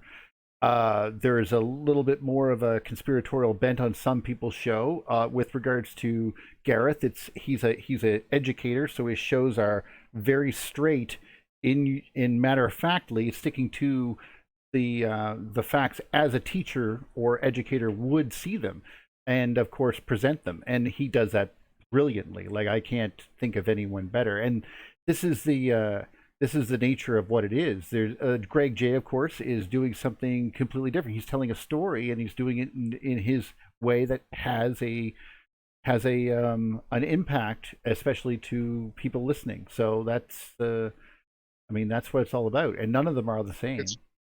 It's really just small refinements, right? Like when you scope, for example, using something I know, like even tiny micro adjustments of the lens get more clarity. That's all I'm saying. Like people are already doing great things, like writing books and putting together documents and making videos. I don't mean to take it away from people who are already content creators at all. Like, thank you to all those people. But I'm saying that those people need each other and other people from the outside who've never done graphics, for example. It might be a hidden talent. Or audio engineering. It's a hidden talent. It's never right there in your face until you do it. But if no one encourages you to do it, then it never happens. I've seen that too. So many unfulfilled desires of people who wanted to become artists who never fulfilled it, simply because they never had a leadership position and an ego to accept a leader. Like there is something that comes with the Electric Universe and the acceptance of death that allows you to learn from people who are more knowledgeable than you. There is an ego trip that happens that stops people from ever learning because they're like, oh, that person can't possibly know anything more than me because we're all the same, or I'm definitely better. And I know that feeling very deeply. However, I think if there's a way to kind of regulate that sometimes, I think somebody said it, if you can hold a concept that you don't truly believe in while you maintain your own, that's the sign of a true thinker, right? Like you can maintain concepts that you don't truly. That's very true. I tried very hard to maintain lots of different ones, especially with regards to this topic, including the conventional ideas, if I can. But it's hard because it's a different paradigm now. So it's sort of like playing with kids' blocks, it feels like. And it's not appropriate, but that's the way your brain sort of tries to make you dismiss it. So I appreciate you letting me say that, because me saying these words are not intended to be harmful towards anyone. They're purely meant lovingly and inspiringly. And I hope that people just feel like, yes, I can download an application like Blender 3D, which is free, and create the models that I see in these Electric Universe videos, where they've become stagnant. I mean, Space News, sorry, like uses the same graphics over and over, and these graphics are from agencies that have waning trust, basically, you know. And if they had their own graphics department that really could elevate these concepts, they do. I know they do, but if they really could elevate it, it would definitely connect more. Like they have 162,000 subscribers, they could easily have 250,000, 300,000 get to that 500,000 mark, where things would things already are shifting. Like it's such a strong force. This stuff is naturally progressing. I'm just trying to help it along. Like I'm trying to be like, okay, this is where the river is leading. It's not about all these distractions like voting and all this shit. It's about content creation and replacing the old content with new content. The Bucky Fuller, like I know Bucky. Buckminster Fuller was talking about this. He's like, don't try and fix these broken engines. Create the new engine. So while Elon Musk, that's go exactly ahead. Sorry. Thank you. That's exactly what I was saying. If we don't create a channel, or like a news channel or a TV channel, if we do not do that, then the people who, if we don't create a space, they won't get filled. If we just try to do our thing, and this requires a team, you know. You're not wrong. This is exactly, I've said this. This is my speech actually at Bath 2019 when I was there in June, and I said these words. I said that we need to have a coordinated effort where people can come together. Now, I thought that this was the type of thing that I'm building here, and it's true. But it's not the be-all, end-all. There has to be the end goal for me was something like I was, if I could do this enough and make my special or something of the sort, that could be considered a goal. But I might have changed now to reach even beyond that, to produce several types of films or something like that. That could be digested by the masses, generally speaking. Like on Netflix or something, or Amazon Prime, because Jeff Bezos is. We'll talk about Mars and he'll be happy, Well, yeah, but the reason I suggested a TV channel is because then you've got more control over what you can say, and we could actually, if you. You can add way more stuff already to the channel we already have. Like we can just keep on adding stuff to it. But also we can interlink. Takes a bigger team. Well, of course, but we can also link another group to this one that is bigger than just this one, so that it's including that includes Garrett all of us and Sky Scholar. Well, but that's not the. The trouble is that it's not the incorporated. Some people have their own goals, and we don't have to. They're inspirations, and they're doing their own thing. I do this, but I'm very much willing, because of the nature of what I'm trying to do, to get even further, and also lend my voice to that type of thing, which is, Can I let me add one last thing to this? This is a subtle way of me encouraging people to become musicians and visual audio, like people who are content creators, basically, or artists, because in my life, even not, I'm not even out of my 30s, and I'm like, I've experienced what it truly feels like to be connected with the universe via, of course, plasma cosmology and electric universe, but a lot from learning how to play an instrument for 25 years, and then forcing myself to get good enough to write songs that would connect with people, and then further than that, getting over my fear of not being good, to putting out my material, and then further than that, to sing it live in front of people, to get to that level of definition of my reality has got me so much closer to the notion of spirituality and God than anything else I've ever experienced from religion or from government.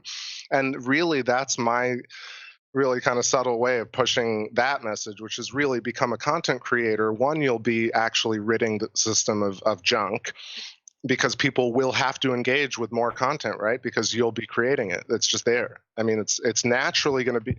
The reason it's not there is because it's not there. Right. People don't do it. That's all. There's no other reason. The reason Joe Rogan exists is because he does it. I was actually saying this to Jim. He was like, "These people don't know that. Why don't they know that?" I go, "Because you discovered it. You figured it out." Like, go live the instant you discovered it. You know and what I talk mean? to Like, people. Like literally, I would do it. I would be online 24/7 if I could. I know that feeling. If I pay, yeah. You know, when you've discovered something, you don't even think it's real. Like, look, it's 10 people here and 60 people in the chat. I say like 70 people who have this hankering for this new concept, this new paradigm of physics, this new way forward for thinkers. Right. Let's empower each other. Like, I'm here not to judge and to be this fucking elitist materialist, which is fine if you judge me for that. What I'm saying is, like, learn an instrument, just make a song, write about the materialist would say. Write a theme song for Thunderbolts instead of that crackle, which is scary. I mean, look, Symbols of an Alien Sky. I've sent it to my mom. Quick last thing. I sent Symbols of an Alien Sky to my mom for like the 10th time. I'm like, Mom, okay, please, I know it's scary music, but you gotta listen to David Talbot talk about this shit. And she just cannot palate it. You know, you just have to consider that this valuable, super incredible research done by these cats needs to get out there somehow, but there are people who are just not going to approach these videos the way they're produced. Well, we talk. Why is we talk about this? No, your problem is something we discussed before, and I don't want to go too far into it. But there is I love the Thunderbolts, but they are operating on the order just after the 1990s type of thing. That sort of mentality, the inertia, I guess, if you could say, is sort of like they're still in the maybe 2006-ish era sort of thing. It's not where we should be. We should be beyond that. Look, and it shouldn't be clickbait either. It shouldn't be gross bullshit like 2-minute Veritasium bullshit like that. No, sorry. I've got sucked into so much crap. Thumbnails. There should be beautiful thumbnails. Like Sky Scholar does it beautifully. Look, he's up to 20,000 followers. He's presenting really intense information from a very convicted can you say that? Convicted standpoint. And yes, Pierre Marie Robitaille charged with several crimes. Yeah, I know. That's not the way to say it. He has tons of conviction, basically, with his videos. We even understand. It's okay. Yeah, so, I mean, that's a great example of it. And I think, look, it's going to grow. I don't think like I'm saying something that I'm going to make it grow. But doing it with our little coffee shop, it's your coffee shop that I'm like a guest in. But this is a beautiful meeting ground to say, hey, guys, instead of just like being like, oh, man, the system fucking sucks, let's throw back a beer, which is not the show. I know it's not the show, but more so. Who's an After Effects guy? Like, I need an opener for this video I'm about to do. Or like, hey, David from Electric Universe Eyes, do you need a camera? I got this like Sony just hanging around. Do you want me to send it to you so you can have macro shots? It's that type of work. Like, simple things will refine the network and grow and define the network more. And also, I wanted to let people know not to. Anyway, the end result of what I was over there was basically the Thunderbolts people are the Thunderbolts people. I will help you get in contact with them or whatever. You know, and of course, if you have ideas and stuff like that, I mean, that's what we're here for, is to try to reach out to people working in the same area. Then we have lots of people already here with us that would love to, that are professionals in their field, that would love to talk to any one of you that have an idea or something. But and of course, that's why we have the Discord channel and other things like that. But I'm with Chris that make your own stuff. Like, I mean, and yes, if I have the opportunity to use things, which I never really thought of before, Chris, but now there's parts where I could probably, like, just to describe certain things, as opposed to just having my words in a still frame of something. It would be better to show it. You know what I mean? Even getting like, I can show you how to do it, but if you color chroma MS Paint, you can telestrate over the screen. Like, if you're an engineer, man, like, I mean, you are an engineer.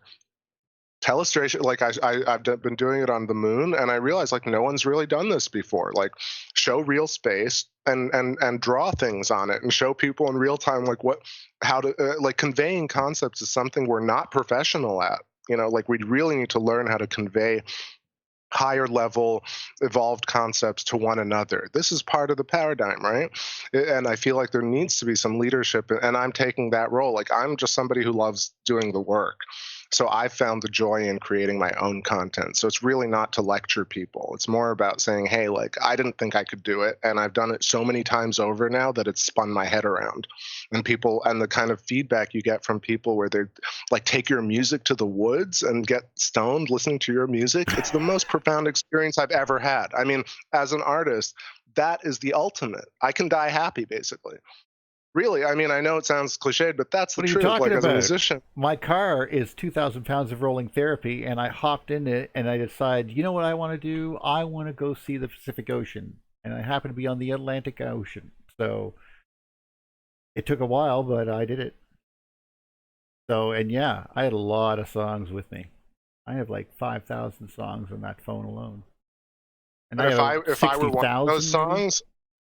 Oh, your own think about music? it. If somebody goes to bed with watching your video, that's the most intimate kind of space that you can create with a person.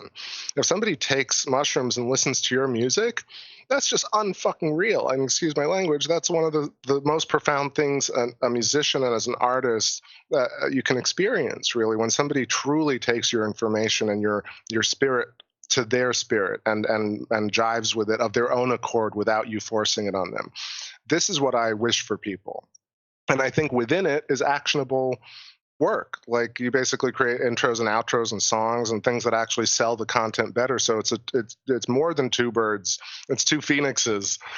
Phenai with one stone. You know what I mean? Like, look, why, it's ridiculous. How am I the one? I mean, I know there are other people who stream the moon, but it's ridiculous how little people are like invested in looking at actual space. It's crazy.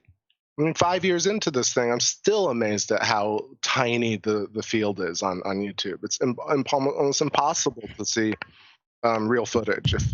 So I'm like, okay, I'll do it. Well, that's because the audience is so small. I mean, you're going to have to get people all over the world to get the kind of audience it deserves, because there's just the fact that very few people are interested in that, or there's probably a whole group of people in LA that don't even know the moon exists.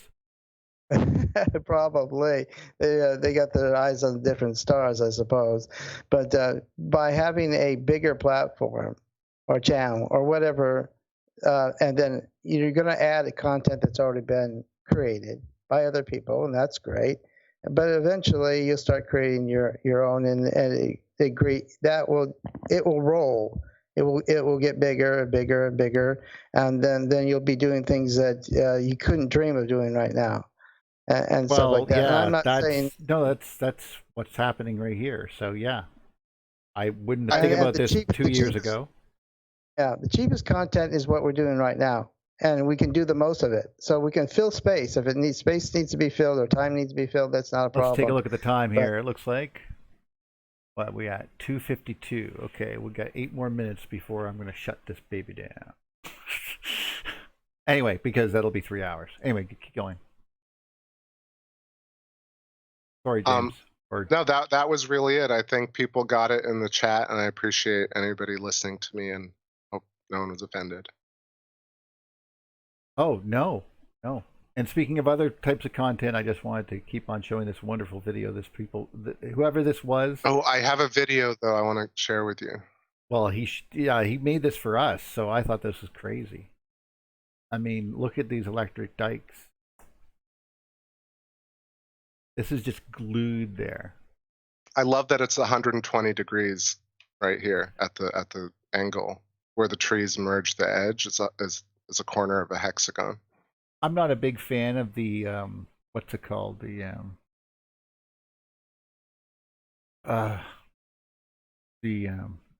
tetrahedron type of ideas of that, but still there is a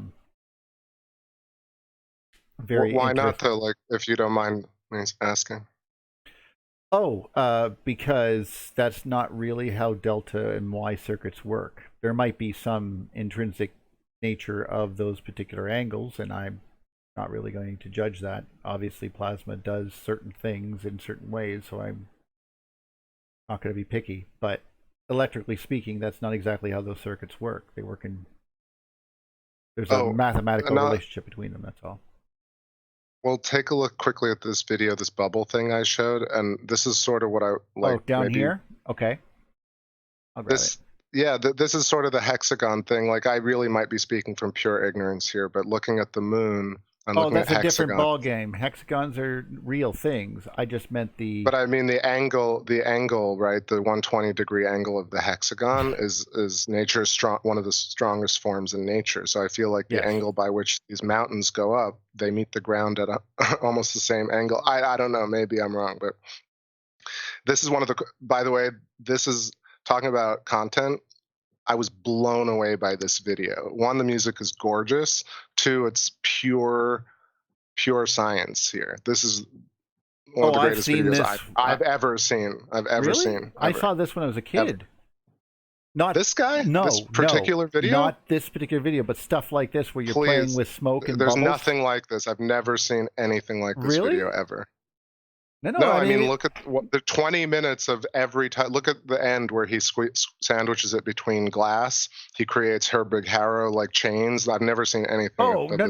One of the biggest thing for me when it was basically, can you blow a square bubble? And it was like some sort of PBS thing. I mean, swear to God, it was like 20 years ago. Okay, no, great, fantastic. But it wasn't as detailed as this, where they would go through like tons and tons. No, this guy blew my abs. I mean, and he knows what he's also It's very simple. I think they were stage magicians with cigarettes, and they would be able to blow bubbles and then put smoke in particular parts with straws, and it was like a stage thing, and they were good at it.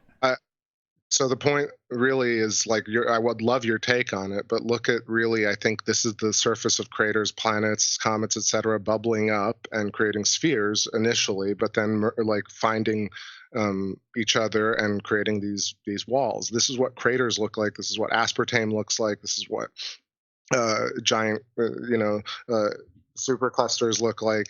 This is what are they called? Quasars.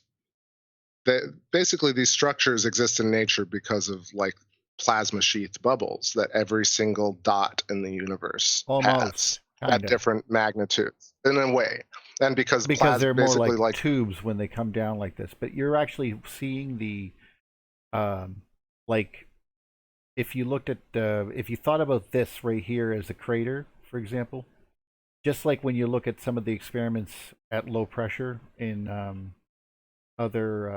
in the Jacob Gabel's work, it actually is would have to be the actual magnetic field, but it's just maybe an inch off the surface, or in this case, I don't know, a couple 100 feet or something, would be really, really wide, if you know what I mean. It really widens out as soon as it leaves the pinch part at the surface, just right.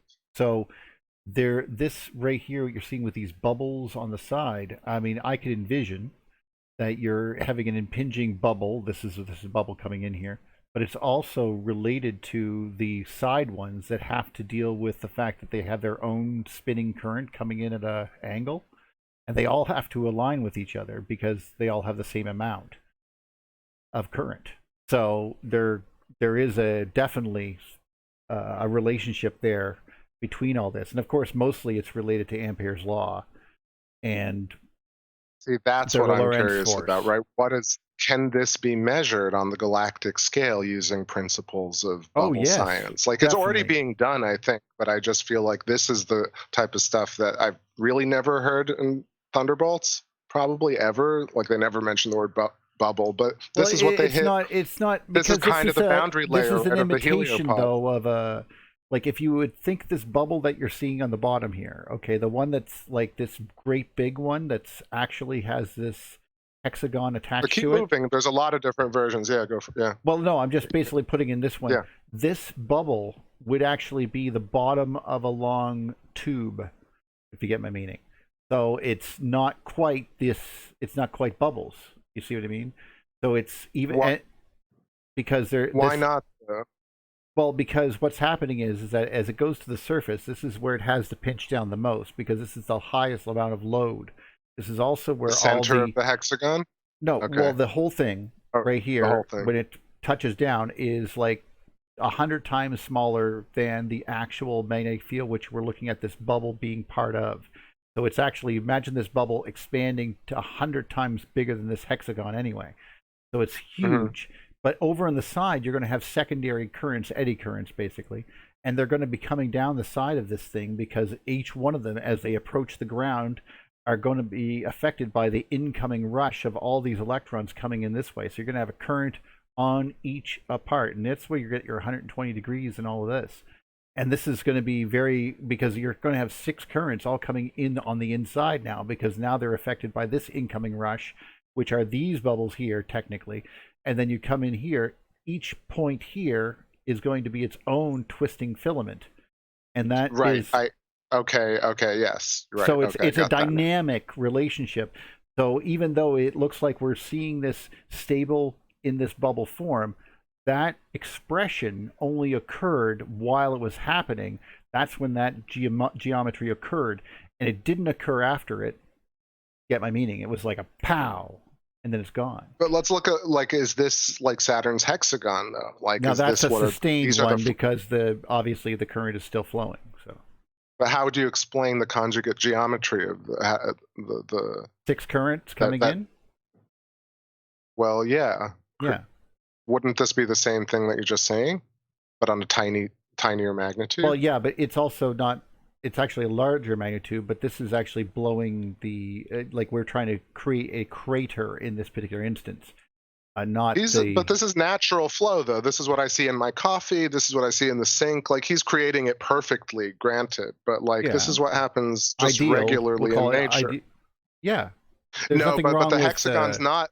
No, he's not forcing the hexagon at all, though. Right? That's not what is happening. Right, but if he had more current coming in this side and this bubble was bigger, it wouldn't look exactly like it does. You'd see different, irregularities like you do on real craters, as we pointed out. But Mare Crisium looks just like this. If you type in Mare Crisium on the moon, or sugar molecules, or beet honeycomb, he actually does pack honeycomb later. Go add honeycomb is actually again. This is a very good shape for a lot of nature to use. Don't get me wrong. I mean, there's more than just. I'm saying it's the shape.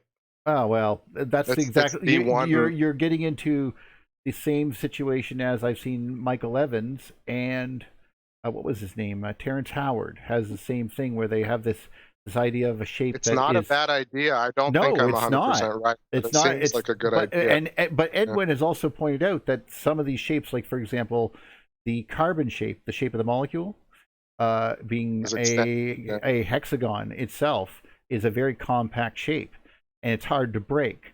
And so this is where you get certain tendencies of certain materials and so on and so forth.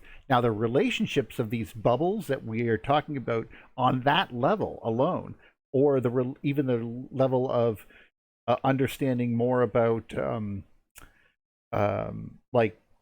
what is it called? Crystallization and the reason they build in these structures. That's worth exploring. That's very much worth exploring. I certainly. Anyway, thanks for tackling that for a bit. Yeah. Well, I didn't look at this change. The bubbles again, like that. That reminds me of the Seven Sisters. And actually, because those would be bubbles together, yeah. Right. Because remember, heliopauses work like this. Yes, and that means, since the dog star is aligned, that it's connected to our heliosphere as well. It's very, very close. And actually, this is something that I thought about when Tess had mentioned the glowing around Sirius. I thought about, because it's the star down the pipe, right, or ahead of the pipe, whatever. Then, if there was a blast occurring from the Pleiades, then this could be very easily seen as it goes towards and has to deal with the load that's expressing upon Sirius now. Yes. And just a thought. Will follow. It will go all the way, right, from Pleiades to the Sun down to Sirius. Well, we're on a ring, right? We're on the ring, but if it's actually down the pipe, we would be looking down towards it, and when we saw that, we would see a large sort of star, like, because we'd see the plasma reaching towards it, because it's the load on the pipe. We would basically, it's glowing, but we don't see the tail on the far side because it's on the far side of us. We were looking down the pipe at this thing. Yeah, exactly. So what type of star is Sirius now? If it was a red dwarf, then it changed into a nonchalant. No, that's Sirius B. That's Sirius B. That's the one that was red. Which one was red? One of them, right? Sirius or Sirius, allegedly, or which one was red? One of those.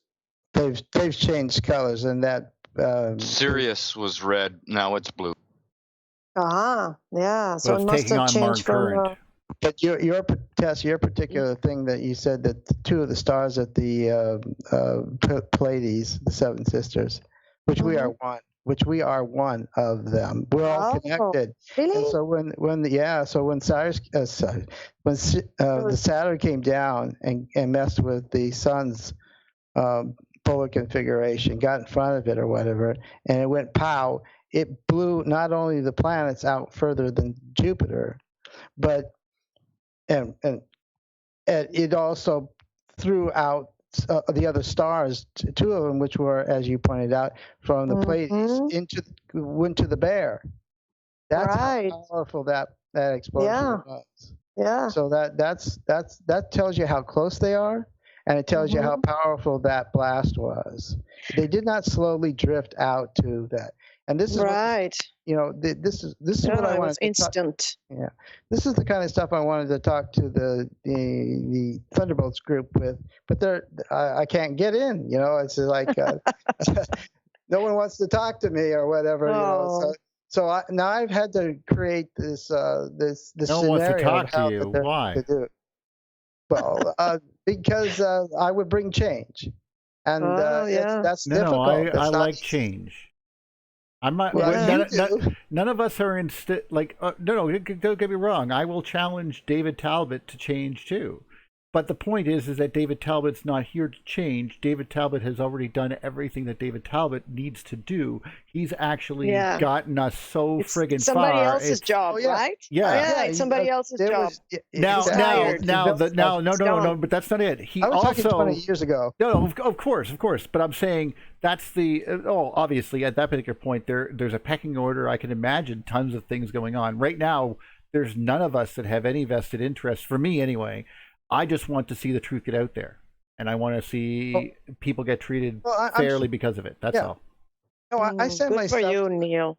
I sent my stuff out to there. Yes, my hat off to you. They didn't understand it. Thanks. And maybe you guys don't understand my stuff still. I don't. And that's just kind of why. This is why I'm still sticking around and trying to point out a few pointers about how guess why we're talking about the Pleiades? Because Jim stuck around until I friggin' understood, and he was like, beat me over the head with it for like literally a year until finally I was like, okay. And he got out the finger paints and showed me, and I was like, oh. And then now I understand. Now I understand how significant this is, and now I understand more about the local group, and that's great. Now, if you have something that you're that adamant that I and everyone here will eventually understand, that eventually that Neil will be able to regurgitate it back to me in a way that makes total sense to everybody, where he relates to some weird TV show that everyone gets suddenly. Like, oh yeah, just like MacGyver, blah, blah, blah, blah, blah. And everyone goes, yes, just like that. And you're like, how the hell did I miss that expression? Like whatever it was that made it so easy to say. Your background isn't very historical, Neil, and thanks. I've been beating the heck out of history. Well, no, you're electrical. That's okay. No, I admit that, of course, yeah. We all bring this into the party, like our own special things into the party here. But James, I'm starting to understand that your timelines for the early stuff or the recent stuff that's been happening are pretty good. I mean, I really like them. The thing that I have problems with timelines after 12,000 years, they become really, really hard to pin down. And anything that's older than say 250,000 years, I don't think is even real. Well, let's not even dwell. But point like, guys, yeah. it's been real. Any last words, because we're gonna get going. So. Yes, I'm alive, unconscious, and I'm well, good to know. Well, it's the motto, so that people can reprogram their minds from the dead and the unconscious. Oh well, you got a point there. We got to understand that there is definitely a connection that we're missing, and we all feel it. And that's one of the things I do like about this sort of a more wholesome point of view to the universe from this, as opposed to just black holes eating everything. My last take is thank you, Tess and Coral, for sharing your viewpoint with us and being patient with a bunch of men on the stream. And also, let's make this the updraft uprise of women instead of the downfall, the electric uplift, whatever it is. I like that. I like that. I like that a lot. Well, thank you. I know it's a delicate subject. It's not easy for everyone. It's not about blaming. It's just about just making it a little better for everyone, if possible. But thank you. You were great. That's great, guys. Well, thank you all. It's been very very real. Take care, my friends. Thank you, everybody, for coming in the chat. Indeed.